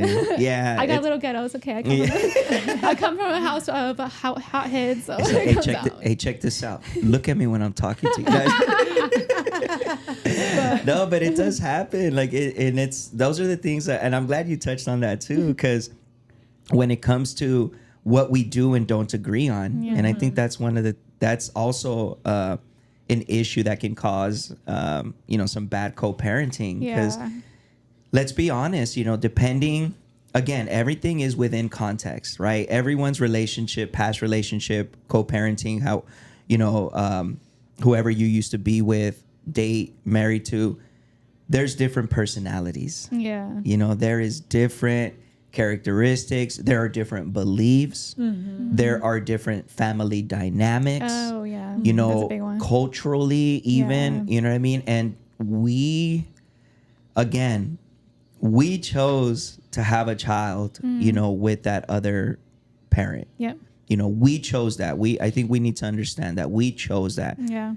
How they choose to live isn't up to us. Mm-mm. Now, should we just allow our children to be, in negative, bad situations, all the time and just, smile? And no, I don't think so, right? But we do have to understand that sometimes just because things aren't our way, I think we need to ask ourselves that sometimes is, okay, what's happening in that situation? Is it because it's not my way? Mm-hmm. Or is it really because my child is in danger? Yeah. Like, you have to humble yourself a little bit. I think I removed my daughter once, I recall, when she was a lot younger, because her dad used to drink a lot. I don't know if he still does, but I saw on Instagram or Snapchat or whatever, like a bunch of our old friends coming together and hardcore liquor, like on the counter. Yeah. And my daughter's a baby, the only girl there right now at that moment. So, or as far as I know. So I told him, I was like, I'm gonna go pick up Melanie. I don't think she's in a safe situation. And if he was going to fight that, go for it. Call the cops. Because there was like 5 men, a lot of liquor, and my daughter's a 1-year-old. Mm. So it's like, that's not a safe situation for her to be in, So there's some things where you have to put your emotions to the side and think logically. Mm-hmm. Right. You have to put a lot of effort in thinking logically when it comes to children, co-parenting, when you're dating someone or married to someone that's co-parenting. Like, we really have to try to think logically, even though it's hard. Naturally, we want to throw our emotions in there, but we have to think logically. Yeah, it is. And I know why it is too, because when they go with one parent, and if that parent lives a different way or believes a different way or anything, when they do come to your house now, it's like things can change, attitudes can change, routines change sometimes too. Like, well, my mom lets me do this. Yeah, but you know what? I'm sorry, you can't do that here. And so it can become, a subject of friction, know, and that's a good point. So my daughter, I think it was this past weekend, she was not listening to me. She was about to get ready to get picked up from her dad. I was like, if you do not stop, if you don't pick up your toys, I'm gonna tell your dad that you're on punishment. Well, my daddy doesn't punish me. I was like, he's going to punish you today. But I think that's something the kids need to see too. Like, me and your father are a team. Me and your mother are a team, and you guys are married. So you understand that with your own children too. Right. Like, the kids need to see that even if there's separation, they need to realize that we're still a team, and we're going to still discipline you. And, just because we're not together doesn't mean that we're not going to agree that you need to go on punishment, or you can't have this toy or whatever. So. Yeah, exactly. And I think that's where we as parents, as co-parents, we have to, again, like you said, put our egos to the side. Mm-hmm. We have to humble ourselves and understand that, again, we chose to be in this situation. Yeah. Now let's make the best of it. Yeah. Let's make the best of it by communicating these different things. Like, what are the different issues that maybe I agree with, maybe you disagree with? How can we come into the middle? But more than anything, how can we put a united front? Yeah. Because I think that's what that's one of the things that children need to see the most is like, okay, they're in this situation, but if both co-parents or all the co-parents that are involved in that situation, if they can put a united front as best as possible, it's going to be better for the child. Yeah. Because then the child is not going to be able to be like, oh, okay, well, I can get away with this here. I can get away with that. No, it's more like, you know what? My mom, understands what my dad would like. And then my dad understands what my mom is kind of, telling me things about, so I have to be, so it just kind of puts that boundary around them where it's like, no, it's not about me getting away with things over here. It's more like, understanding that my life is the same here. My life is the same there. The boundaries are the same here. Yeah. Boundaries are the same over there.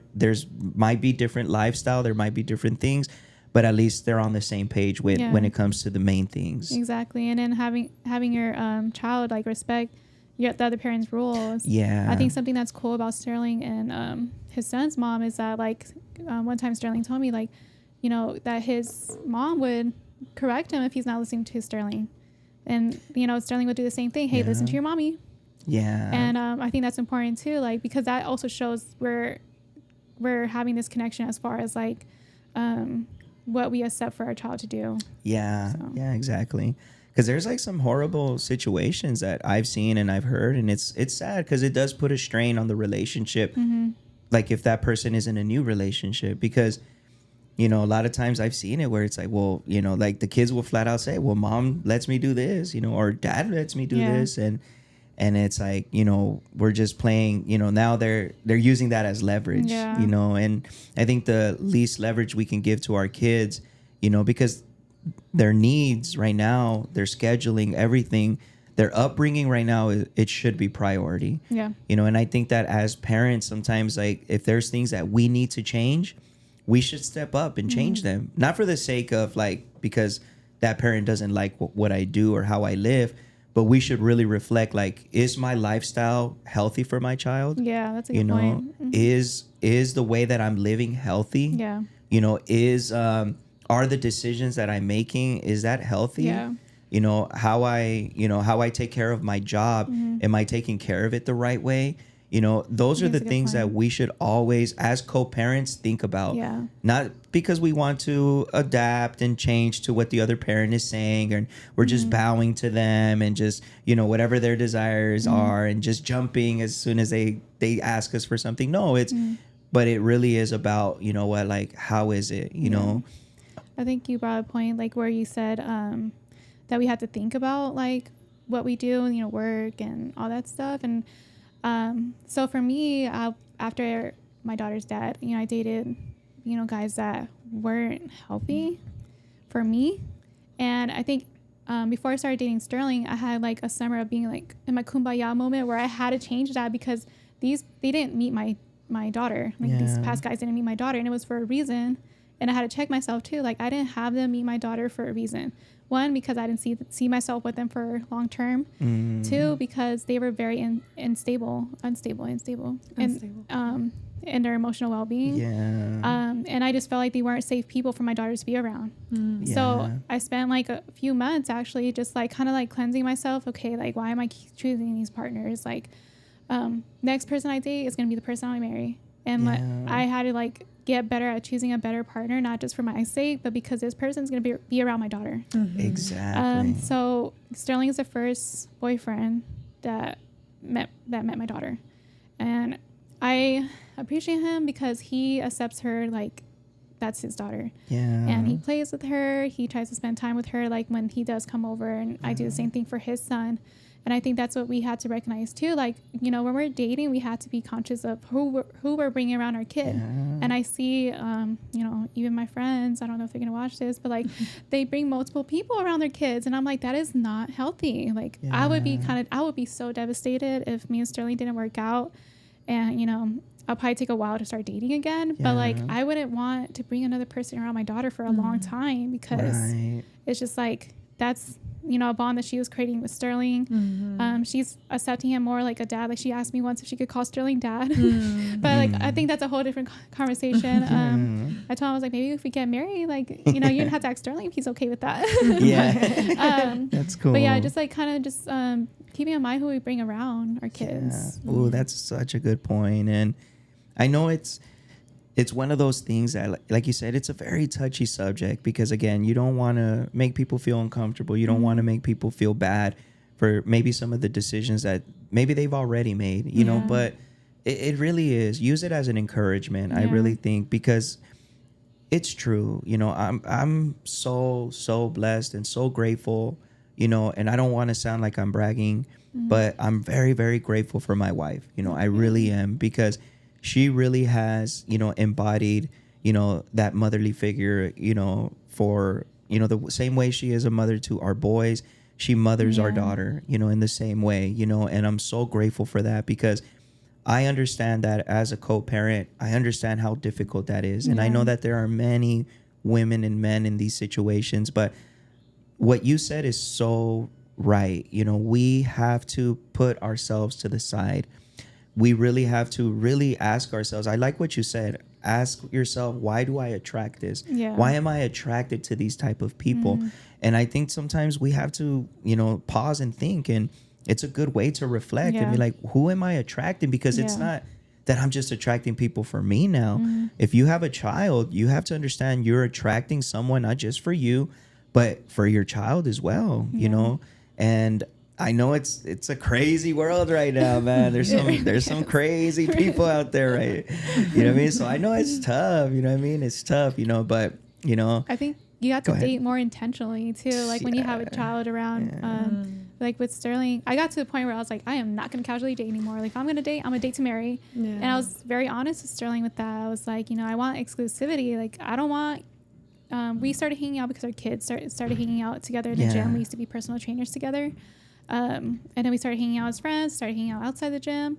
And I got to a point, you know, I was like, you know, crushing over him. And I was like, hey. So I made the first move. He wanted me first, though. You know, I had to tell him, like, I'm not going to, like, you know, talk to you. Or, like, I asked him, like, I don't want us to, like, be exclusive. Like, I'm not going to talk to anyone else if, you know, we do date. And I would like for the same thing from you. Yeah. And then he was like, okay. It was pretty much like done deal. Okay, that's fine. And I was like, huh? I wasn't expecting it. I was just testing it. Let's see if this works. Let's see if this works. So, you know, when he did that, I was like, oh, I appreciate it. And of course we had, you know, transitioning. Our relationship moved fast. We went from friends to boyfriend, girlfriend, like within like 2 weeks. Oh, wow. But that's like us, you know, deciding at that moment that we didn't no longer want to casually date. He didn't want to casually date anymore either. Like we wanted to have, a stable relationship, not just for ourselves, but for our kids. Like, you know, Sterling does appreciate the things I do for him. I asked him like 2 weeks ago what kind of value I bring to him. Because at some point I was feeling like I wasn't too valuable to him. And he was like, well, he's like, you know, I value what you do, like for my son, like spending time with my son. Like I'm the motherly role for his son while his mom is outside of state. And he's like, that to me, that's valuable. 100%. That made me feel good, you know. Like I just like want his son to know that, you know, he doesn't have to call me mom ever or anything, but I want to be that friend for him and that motherly role or figure for him. And that he could come to me for anything. We could cuddle. He wants to cuddle. I'll play dinosaurs with you. That's awesome. And I think you want to chime on that, babe?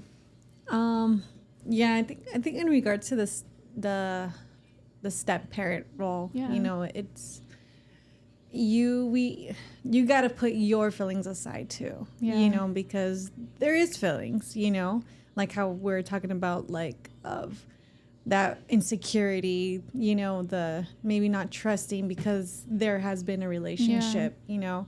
So I know, like for myself too, like I've had to like put those feelings aside and really like be intentional as well with our daughter, you know, and really spend that time with her. I love that you say our daughter. Oh, that makes me so happy. Well, because I raised her with him, you know. So I do like I do let people know that she's my stepdaughter, you know, because they'll be like, you had a daughter at this age, like, because you know. But I'm like, no, she's my stepdaughter, but she's our daughter, you know, because that's how I see her, you know, and I love her. I know, like, there's been moments where because of her personality, I think we both struggle, you know, because we're getting she's a girl, you know, Yeah. and she just has her own personality where we're trying to like help her and guide her and just be with her during the season.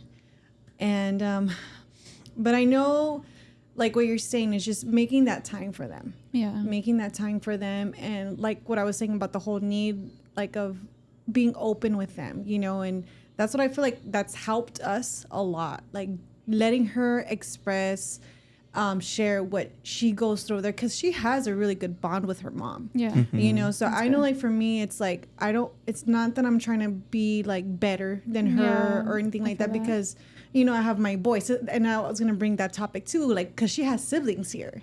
So it's different when she comes over here. Yeah. At her other home, it's just her. She's the Yeah. only child. So I know, like for her, like that's I think a difficult part for her to come over here and know like she's not Like the only one. sharing. Yeah, she's sharing now. Yeah. You know, and I know for her, like that's probably been a difficult thing for her. You know, so you know, I try to do my part in like having our girl time and taking her out, and sometimes it's hard though because these boys are mama boys, and I'm like, leave me alone. You know, they are so attached to me, and but I know like he tries to do. I know, like for me, I'm not gonna lie, like there's more that we can do. Yeah. I know that there's more from me that I can do to be more intentional with her, and I do like That's good self-awareness. yeah, like for sure, like right now that she's 11, there's a lot of girl talk happening between me and her. Like we're preparing her, like I'm asking her questions. Yeah. I'm like, keep me out of it. He doesn't do that, like, but because I know, like, and I'm pretty sure she does it with her mom and everything like that, but like I want her to know like that she can be free and open, like I'm here for her. Yeah. You know, and I like feel that. and because the fact that we're girls, like she needs a girl. Yeah, She needs exactly. that womanly role model Yeah. here as well, you know, like where it's not just because they're just boys, there's too much Testosterone. Testosterone. That's a hard word. yeah, in this house, you know. So when she does come over, like we'll have those conversations, you know. And Yeah.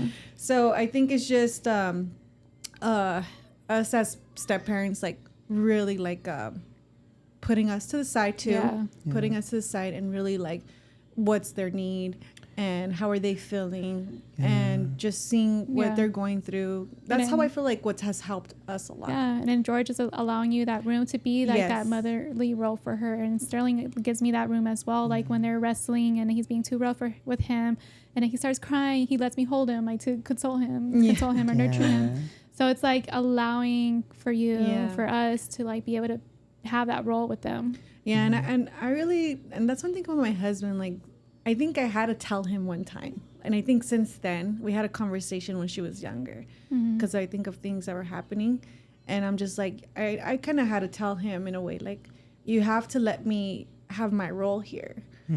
We're living in our apartments and we're in our car. Yeah. I remember because those were pivots, you know, in our lives. I think like is that how you say it? Like We go through it was multiple. I think in relationships we just go through a lot of growing pains. Yeah, and that was probably like a little growing pain. yeah. It really was. Because I had to tell him, like, you know, you have to let, because he wasn't, he would kind of like push me back in a way, like when I would want to say something or suggest something even, or, you know, little things, not major things, you know, but little things. But I was like, you got to let me, you know, kind of give me that access. It's going to be okay. Like, I think, you know, and ever since then, like he has, like he's put his guard down more. Yeah. You know, there's moments where he does feel like, you know, of course he kind of gets like, you know, but I'm like, hey, but you have to remember too, like the way I am with her, like I'm like that with my boys. Yeah. You know, I'm rough, or I'm like, or I tell them to not do that. Yeah. Like, you know, like I try to make sure like I am even, you know, but because like there is this bond, you know, between them that's different compared to our children, you know, because of the separation, because how he's felt with the guilt and stuff like that. That's what led him sometimes to be like, hey, like, I don't think you're doing that right. Or I don't, you know, like him coming to me in that way, you know? So we had to work through that a lot too. It's a lot of conversations. When it comes to co-parenting, a lot of conversations. life situations. Communication, adapting, because situations could change. Yeah. You're co-parenting for years. Mm-hmm. You're communicating with them for 18 years, and then you have to also communicate with your partner. So it's a lot of communicating so that everyone could feel like they're in a safe, that the children are like being of the best interest, and we're doing our part as best as we can. Yeah, no, 100%. And I I want to piggyback a little bit off what she said right now, earlier about understanding the emotional needs, not understanding the emotional needs, but more, I think you were talking more about understanding the differences, of our kids, understanding how each one is different. And I know that when there's multiple kids involved, or there's new kids in like in our situation where we have two boys together, and then we have our daughter who we co-parent with, it can feel sometimes like we're missing out or we're missing the mark. Yeah. And let's touch a little bit about that, because I know that in our situation, she kind of explained a little bit where she's an only child in one home, and then over here, she comes and it's like full on family, Brady Bunch. Yeah, Not just Brady kidding. Bunch. That's how I call it. You know what I'm my saying? family too. Yeah. So and I know the dynamic is different, Yeah. and one of the things that we've always tried to, and that's why I when we had that conversation, when she's like, look, you have to allow me to just take my place. Yeah. I really felt that, and I really went on board with it, because I had to understand that, you know what? I can't keep separating, like this and this, my daughter with this, my daughter with that. I can't keep doing that. I have to allow the family dynamic to just flow, if that makes sense. Yeah, no, I think that makes perfect sense. It's like, imagine Sterling didn't allow me to give his son a hug when he's crying, that's like, you're not allowed, that's my natural reaction. If I see a kid crying, I want to go hug him.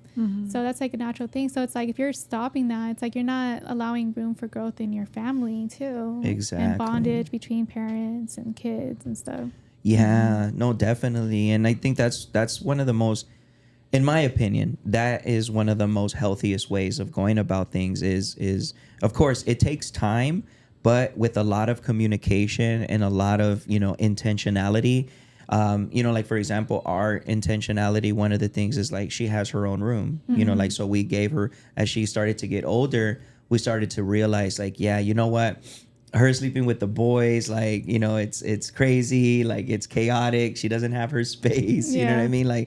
She's becoming, a young lady, you know what I mean? All these different things, so we do have to take that step forward and say, okay, she does need her privacy. It's not so much that we're favoring her in any way, shape, or form. And again, that's why communication between us, because she could have taken it like that, well, why does she get her own room? Yeah. You know what I mean? And the boys still have to share their room. Again, it's like thinking logically, she's getting older.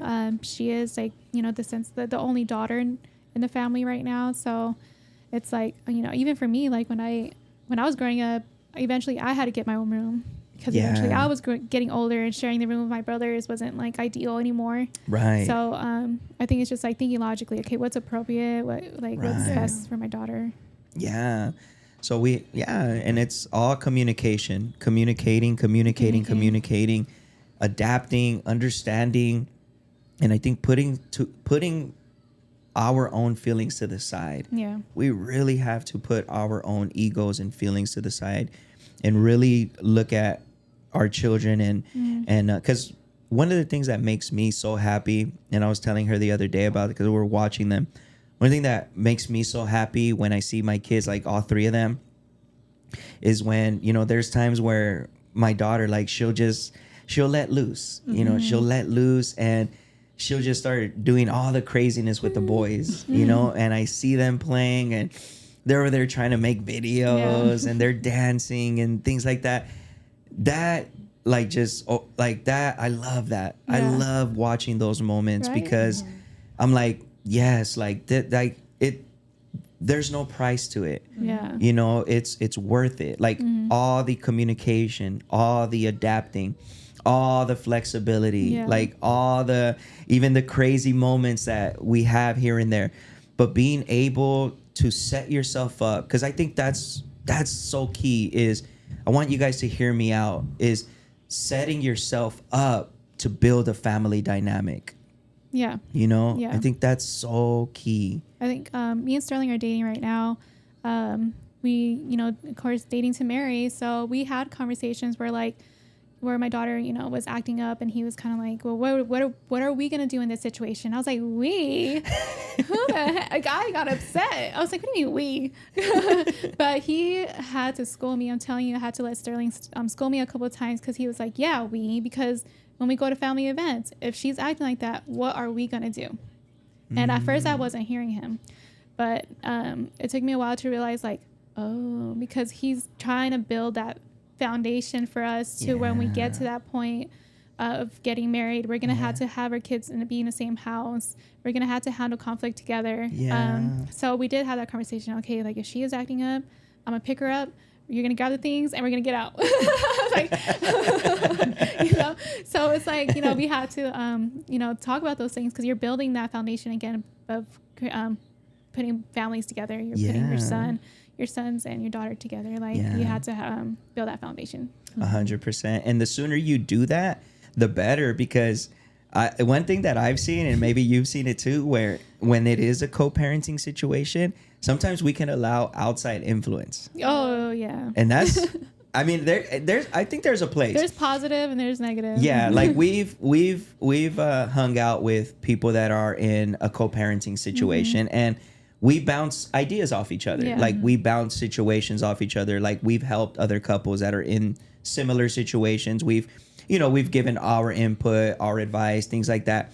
So it's pretty cool. But what I mean by outside influence is that, man, you can, you know, your mom, you know, your mom can be a very, and then the thing is that there's nothing wrong, but depending what our moms went through, like, they can have a complete, you know, negative input. They don't agree. So my daughter started soccer. Okay. It was only like a 4-week fundamental class, but my mom felt like it was weird that Sterling and me and my daughter's dad and his girlfriend were in the same place. Yeah. And my dad was like, that's a whole different generation out here. I was like, no, that's healthy. That's healthy. You mean healthy is a whole new generation? So people are going to have different like perspectives. Like what's working for me and my daughter is not something our parents would probably do, like on their situation, or other people wouldn't agree. So or maybe it's that something that they were able to process in that, and it's understandable, you know. But I think part of that's like what you said is setting ourselves up, you know, and what I talked about, you know, working to setting yourself up, because if we don't do it, outside influence can easily creep in, you know, and depending on what situation they went through, you know, they're not always going to share the best advice, you know, or even in family parties. Sometimes I've seen it in family parties where, you know, you got the tia over here, you know, like, no, you should do this. And you got the tia over here, nah, just do this. And it's like, no, like you want to be able to build a dynamic that works for you. Exactly. You know? So this kind of applies to like relationships, co-parenting relationships as well. Like people only see 1% of your relationship. People only see 1% of your co-parenting relationship, of your parenting relationship. So outside source really is not credible, because they're not seeing you every day. They're not seeing they're not listening to your conversations. They don't know about your relationship with your wife. They don't know about your relationship with your kids. So it's like, it doesn't really matter. They only know, they're building off of what you tell them, or of their perspective, or of their assumptions. I'm saying that wrong, but that it doesn't really matter. So at the end of the day, you have to, you know, take whatever you feel like is logical to you and applies to you.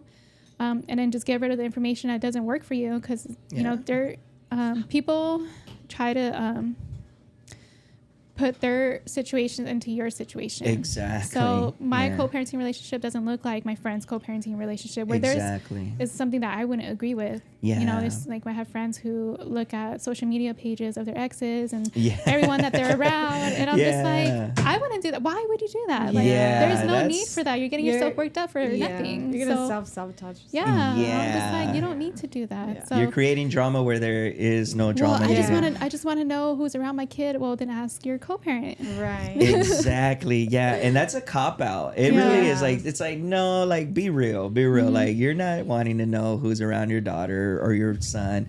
You really just want to know their whereabouts. Yeah, I'm you like, know? you're just getting into a situation like where you don't really need to be in. Like I have, one of my friends is kind of like that with her ex-husband, like always searching on his social media page, looking at who's he's dating at the moment. And I'm just like, why are you causing yourself to get a headache when you don't need to? Yeah. Ask him. If he's not willing to, then, maybe talk to his mom. Like, I don't know, but like, you don't need to add extra stress and butt into like something that you don't need to. And I think that's also where, again, like even with the co-parenting, like there has to be some sort of trust between each other, like to say, like us, like with the Brielle's mom and stuff like that, like literally, like I know, like for sure both of us, like we don't do that. We're not nosy.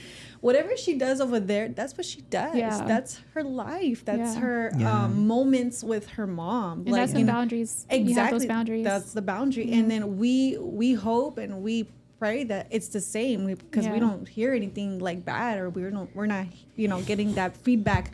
Hey, stop. Or getting that feedback back. So we kind of give that, because we don't want that self-sabotage or like think differently or negatively about the other person. Like why make it worse? Like my daughter, or my boyfriend's son's mom reached out to me on Instagram, just wanting to talk about her son, which is fine. But I didn't want to look at her page. She reached out to me. I didn't want to look at her page. Not that I have nothing against her, but like, it's not I don't want to. Those are the boundaries. So I was like, she wants to talk about her son, let's talk about her son. I don't need to look at her page or stories or stalk her life. Like, I don't need that. It really is, and I know that's part of, going back to the beginning, what you were talking about. It's so important to heal. I think if you are in a situation where it's leading to a co-parent situation, you guys weren't able to mend the relationship anymore, you have to move on. You got to start working on yourself. I want to encourage people to really work on themselves and understand that the quicker you commit to healing, the better it's going to be for you. Because at the end of the day, like your child and everything, but it's not just about healing for the children, but it's even healing for you, because you deserve, if you're in that situation, if you're a mom, if you're a dad, you deserve to move on. You deserve to find 100%. Someone that is going to love you. You deserve to find someone that, like, that's honestly, like, I have no ill thoughts, no ill feelings against my ex. Like, I really do desire the best for them. I do desire like that somebody make her happy. I do desire that whoever that person is will also make my daughter happy. That's how, like, I agree as well. Because like, I was not able to give my daughter's dad love. I did not love him, and I just wanted him to be in a relationship where he felt loved. And to me, it makes me happy that he's been in a committed relationship with someone, for years. And, they had their growing pains, and I'm hoping they're doing better now. So, at the end of the day, I think that's a maturity in us for wanting them to like move on and be in a healthy relationship. And then for us, God didn't create us to be alone. We naturally crave connection. So there's nothing wrong, with splitting from your kid's parent, and then, feeling lonely and wanting to be with someone. That is totally normal. What's not normal is, what's not normal is looking out, trying to be with someone over lust, to fulfill, like emptiness. You could feel lonely and you could feel empty. You could feel lonely because we naturally crave connection. You could feel empty because you're not fulfilled in life. And that's where you have to recognize, like, am I dating this person because I just don't want to be alone right now? Or am I dating this person because I want my kids to be around him? So that's the self-awareness I had to take, during my season of being single. 100%. I love that. Yeah.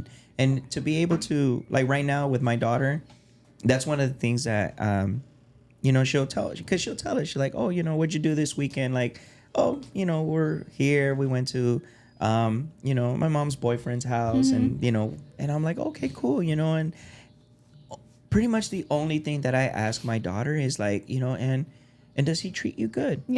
Like, that's really, I'm like, do you like him, mama? Like, does he treat you good? And she's like, yeah, he's nice. I'm like, great. And it makes you happy, right? And that's all I need to know. Yeah, you know, I'm not same. like, you know, like, what's his full name? You know, what's this? What does he What's do? that? You know, Where's his address? yeah, you know what I mean? Like, you know, what's his credit Yeah. score? What's it? No, you Yeah, know, right. But and I know that there's some very, and again, I want to make sure that I speak this. Everything is within context. Yeah. Everything really is. You know, we understand that there's a lot of situations out there that might not be like mine, that might not be like Darlene's, that might not be like Jeanette's. It might be different. It might have been more damaging. Yeah. It might have been more hurtful. Abusive. There might have even been abuse in the situation. Some very fragile trust issues. Like there's a lot of stuff. But I think that is why when it really comes down to it, you know, you really have to allow, you know, yourself to heal, allow God to heal you too. You know, I really want to encourage people. I think, you know, in my situation, the one that really held me through where I didn't lose my mind was God. Yeah. You know, because, you know, there was even moments when I felt like, because what I was going through, I honestly felt like God didn't love me anymore, you know, because I'm like, you know, That's look, the devil talking. yeah. And I was like, you know what, look what I've done. Look what I've created. You know, now I'm creating a split family. And then I would have people, I felt that way as well. yeah, I would have people even like, you know, tell me things like that. And, you know, look what you're going to do with your daughter. Look what you're going to do with this. Yeah, And I had family kind of like,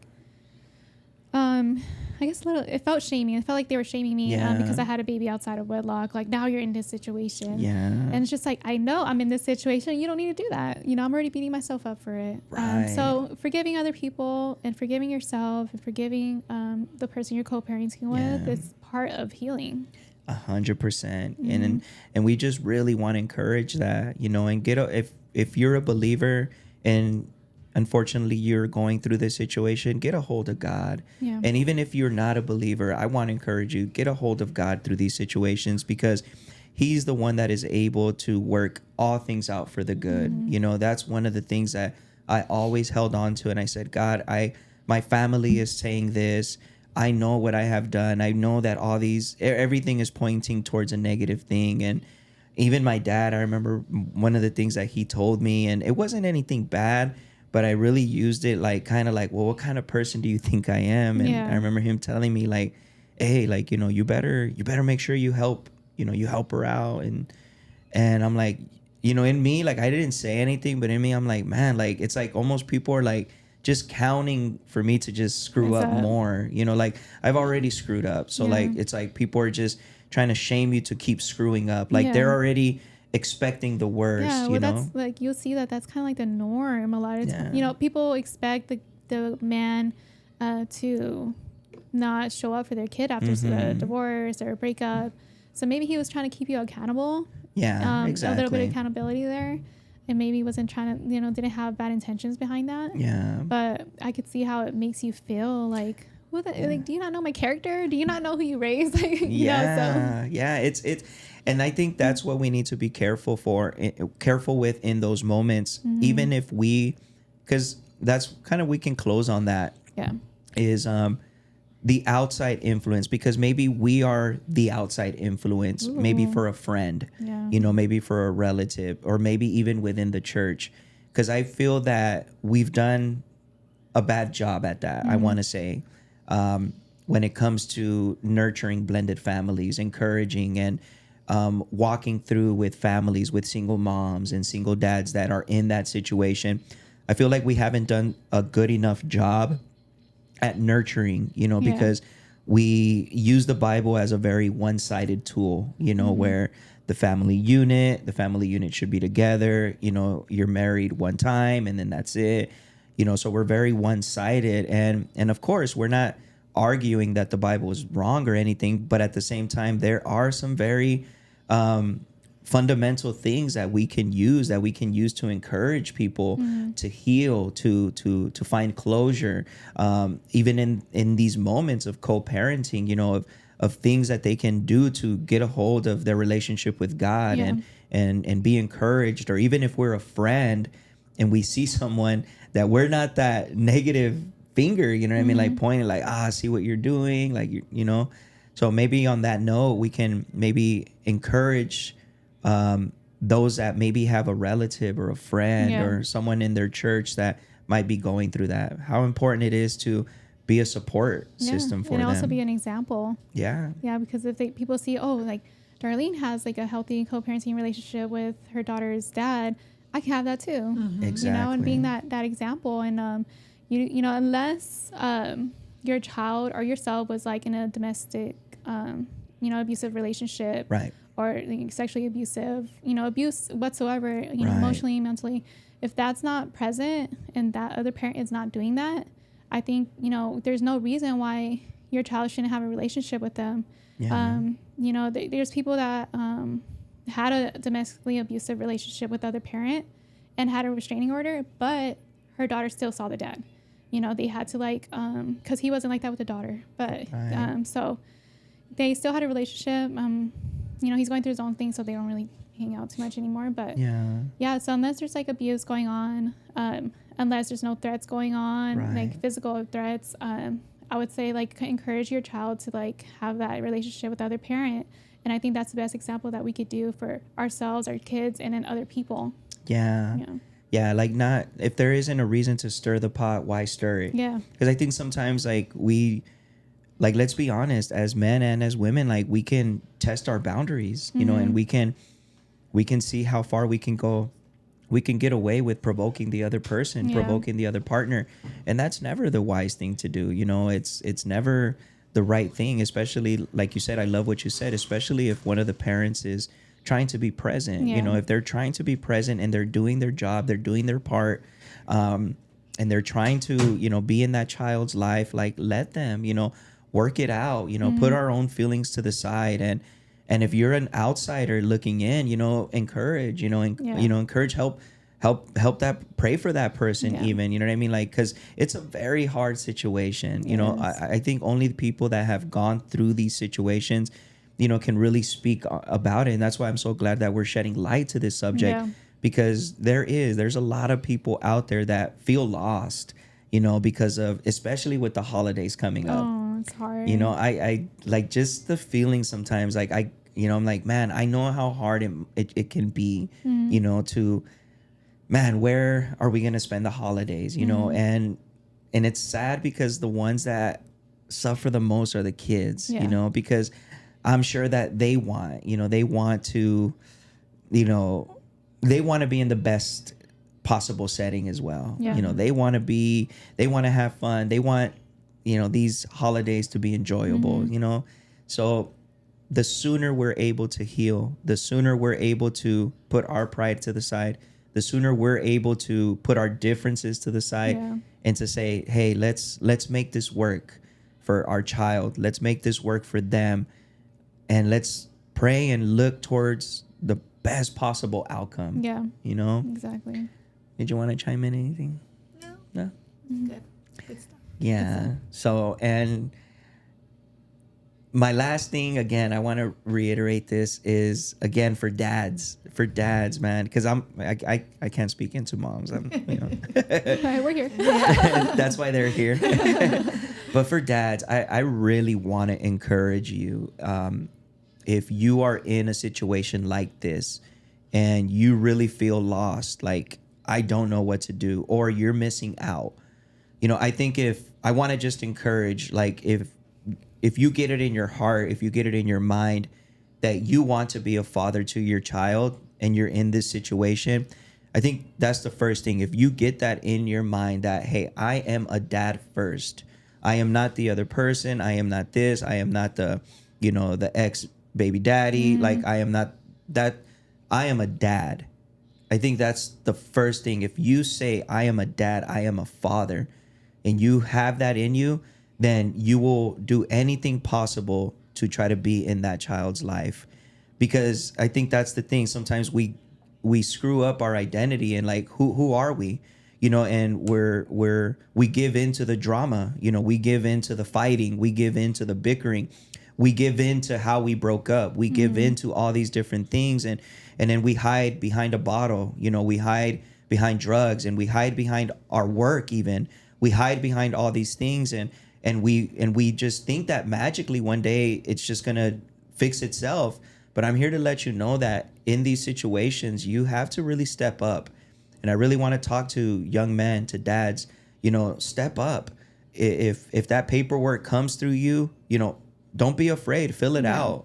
There's so many free legal clinics in the San Bernardino County or whatever county. I'm sure there's free legal clinics anywhere that you go where you can go, and they'll probably help you fill out that paperwork for free. But don't feel that, don't don't be a victim and say, nah, the court system is going to favor the mom or this. Like, no, like the reason why I believe the court systems favor moms so much is because it's the moms that show up. Yeah. Like, honestly, guys, like that's the thing. Like it's the mom that's doing the work. It's the mom that is seeking assistance. It's the mom that is doing all these things. It's the mom that is getting the medical insurance for their daughter, for their son. It's them doing all these things. So yeah, the court is going to have more sympathy towards them because they're the ones that are doing what we should be doing too.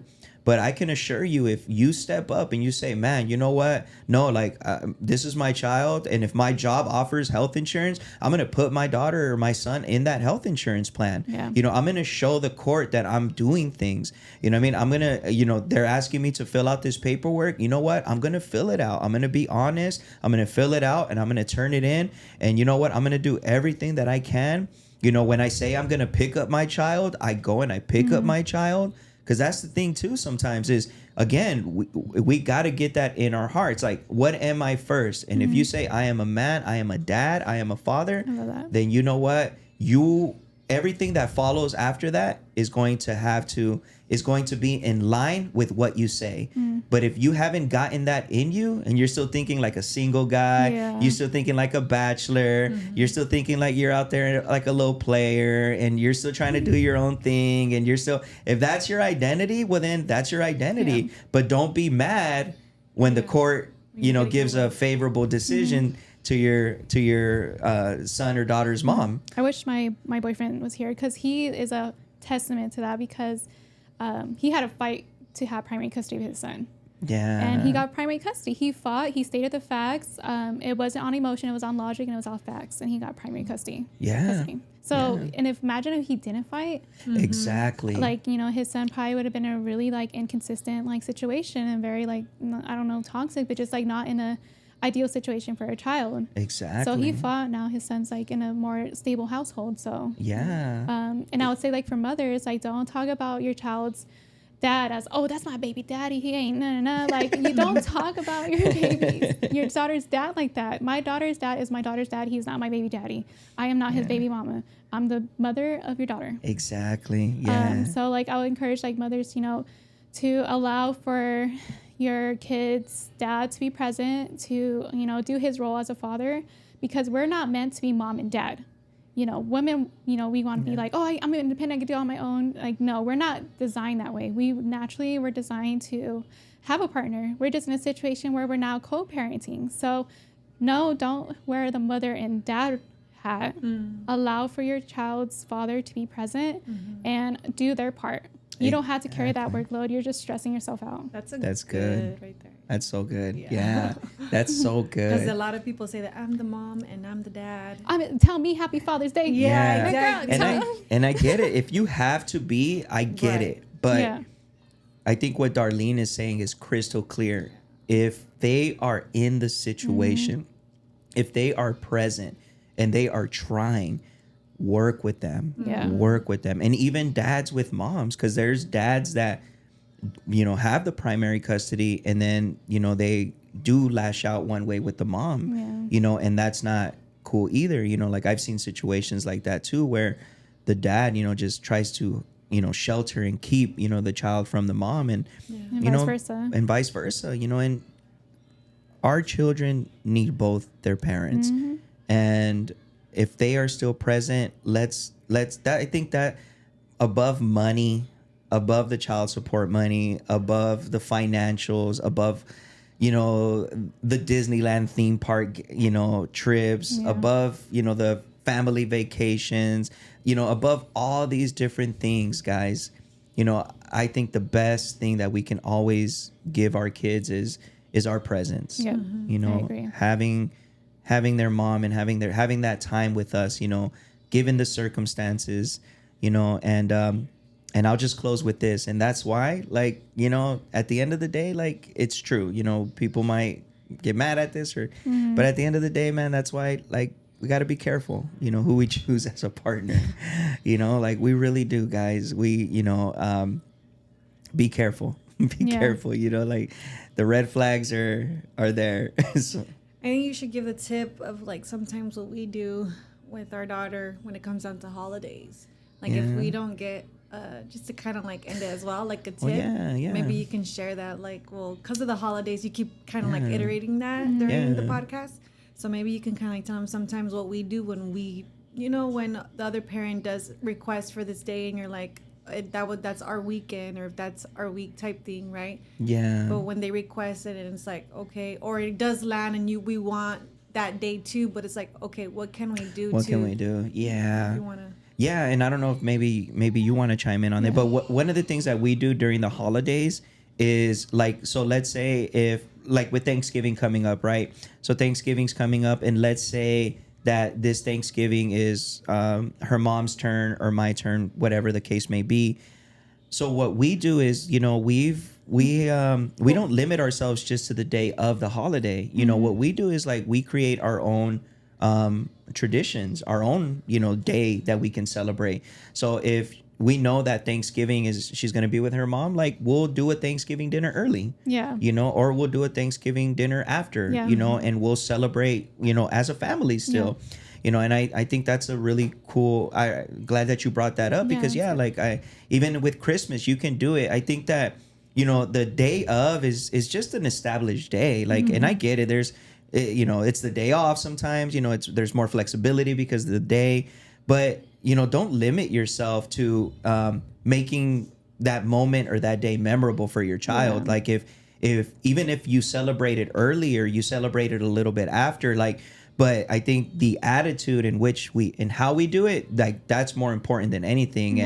And just think about it, because it's like double celebration. You know what I mean? Like your child now gets to have 2-3 Thanksgiving dinners. You know what I mean? Like, you know, so you know, and they get to open 2-3 gifts at time. You know, I'm sure like.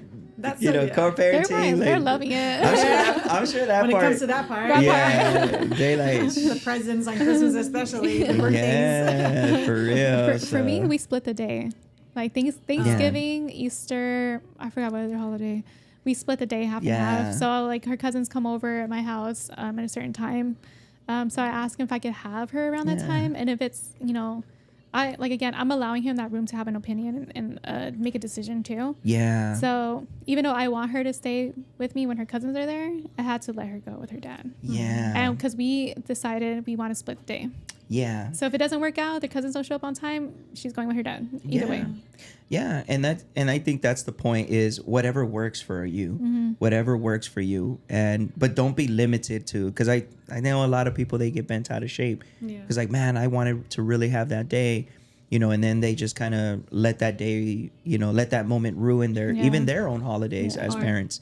Or don't plan something before you talk to the co-parent. That's a good idea. That's, you know, because sometimes like they buy tickets. Yeah, exactly. Yeah. Or like they know they want to do this, because I've heard things like that too. Plan ahead. Friends that have said like, you know, like, oh, we want to do this, and in my head I'm like, have you asked the parent? You know. I know that's something that we do. Like there's been times where we plan things, or we know like we want to do something, and he's had to like, because it's on that day, or we already know how our schedule kind of goes already ahead of time of how it's going. So we kind of like count days. Oh, she's not going to be with us that weekend. Yeah. Okay, well, let's ask. Like even when we go on vacation. It doesn't hurt to ask. Yeah, like well, let's ask. And then also, now that she's older, we'll even ask her, would you like to be a part of this? So that also you can let your mom know that you want to be a part of this. Kind of even give her the option. I do the same thing with my daughter. Yeah, there's times I think she has turned down probably 1 or 2 things. Yeah, because she already has like a plan for that weekend or something. Yeah, but then a lot of the times she does want to be with us and enjoy those moments with us, vacations with us and stuff. It's being flexible and then allowing your kid to go. I do the same thing with my daughter's dad. Like if he has her every weekend, but if there's like an event, like this past yesterday, there was a party that I wanted my daughter to go to, and I was like, can I have her? And he was like, yeah. So. Yeah, that's why having gearing towards the best relationship with that co-parent is always going to be the best advice that honestly I think we can share and give here, is because you never know. You never know when you're going to need that favor, you know? And I think that's one of the things that I always look at. And it comes down to the golden rule, like treat others the way you want to be treated, you know? Like, and I think that's always one of the things I have in mind is how would I want to be treated in this situation? Yeah. You know, how would I want, like if I were the one to ask, hey, you know what, I want to plan this trip, but it falls on your weekend, you know, can we work something out? Like, how would I want that response to be? You know, and I would want it to be like, yeah, you know, of course, you know, like let's switch out or let's do this. So I always try to use that angle when I get a request like, hey, you know, I have this trip coming up. Is it okay if I pick up, you know, Brio early, or if I do this, you know, and I'll, you know, yeah, of course. You know, I mean, if as long as we didn't have anything planned, as long as anything, and then now that she's older, what Jeanette said is key. We do. We're like, hey, mama, like we have this, but your mom says she wants to do this with you. You want to go do that? And she's like, yeah. I'm like, okay, cool. You know what I mean? And it just makes it easier for us to be like, okay, you know what? All right, go ahead, go with your mom. You know, have fun. You know, so that's a good point. So, but yeah, it's a lot, guys. I mean, we could keep probably going here for hours and hours about co-parenting. And if you ever have questions, you know, I'm, you know, like my wife said, we're pretty open book, you know, when it comes to co-parenting. So if you ever want to reach out to us, you know, through Instagram or, you know, like our email, my email is on the podcast description, you know what I mean? So you're more than welcome to reach out with any questions. If you need to, even, I always encourage this when it comes to topics, certain topics, but I always encourage therapy. Yeah. You know, I really do. Yeah. I really, really do. It's one of those things that sometimes you know what you're thinking, you know what you're going through, but sometimes you need some a set of ears to listen, to just, sometimes all you need is just validate what you're feeling and what you're thinking so that you can process it. Because a lot of times we have so many things, so many prejudices in us. We have so many, you know, different upbringing styles that we went through. We have all these different opinions, you know, sometimes crowding us, you know, even the opinions of our parents, of our family. And sometimes those things don't allow us to process what we're feeling or what we're going through. And therapy is a great way, you know, for us to process those things. So even if you need to do that, right? Yeah, and you can reach out to me too, like not as a therapist, because that's what, you know, my career is, but not as a therapist, but more as like a friend. I could talk to you about, you know, whatever you're feeling, whatever you're going through. And this is not to replace you going to a therapist. I still would encourage you to go see a therapist, so that's more professional work instead of like a friendly conversation. But yeah, you can reach out to me on Instagram as well. Yeah. So we'll have all the details there. But thank you guys once again for tuning in. And thank you, Darlene. Thank you for having me. Thank you. Thank you so much. And so this was Offbeat Podcast. Don't forget to like, don't forget to subscribe, and don't forget to share it. Share it with someone that, you know, you that comes to your mind that says, oh man, this would be an awesome episode for this person to listen to. Send it to them. And we always appreciate you guys' feedback. Thank you guys. Offbeat Podcast. Let's go.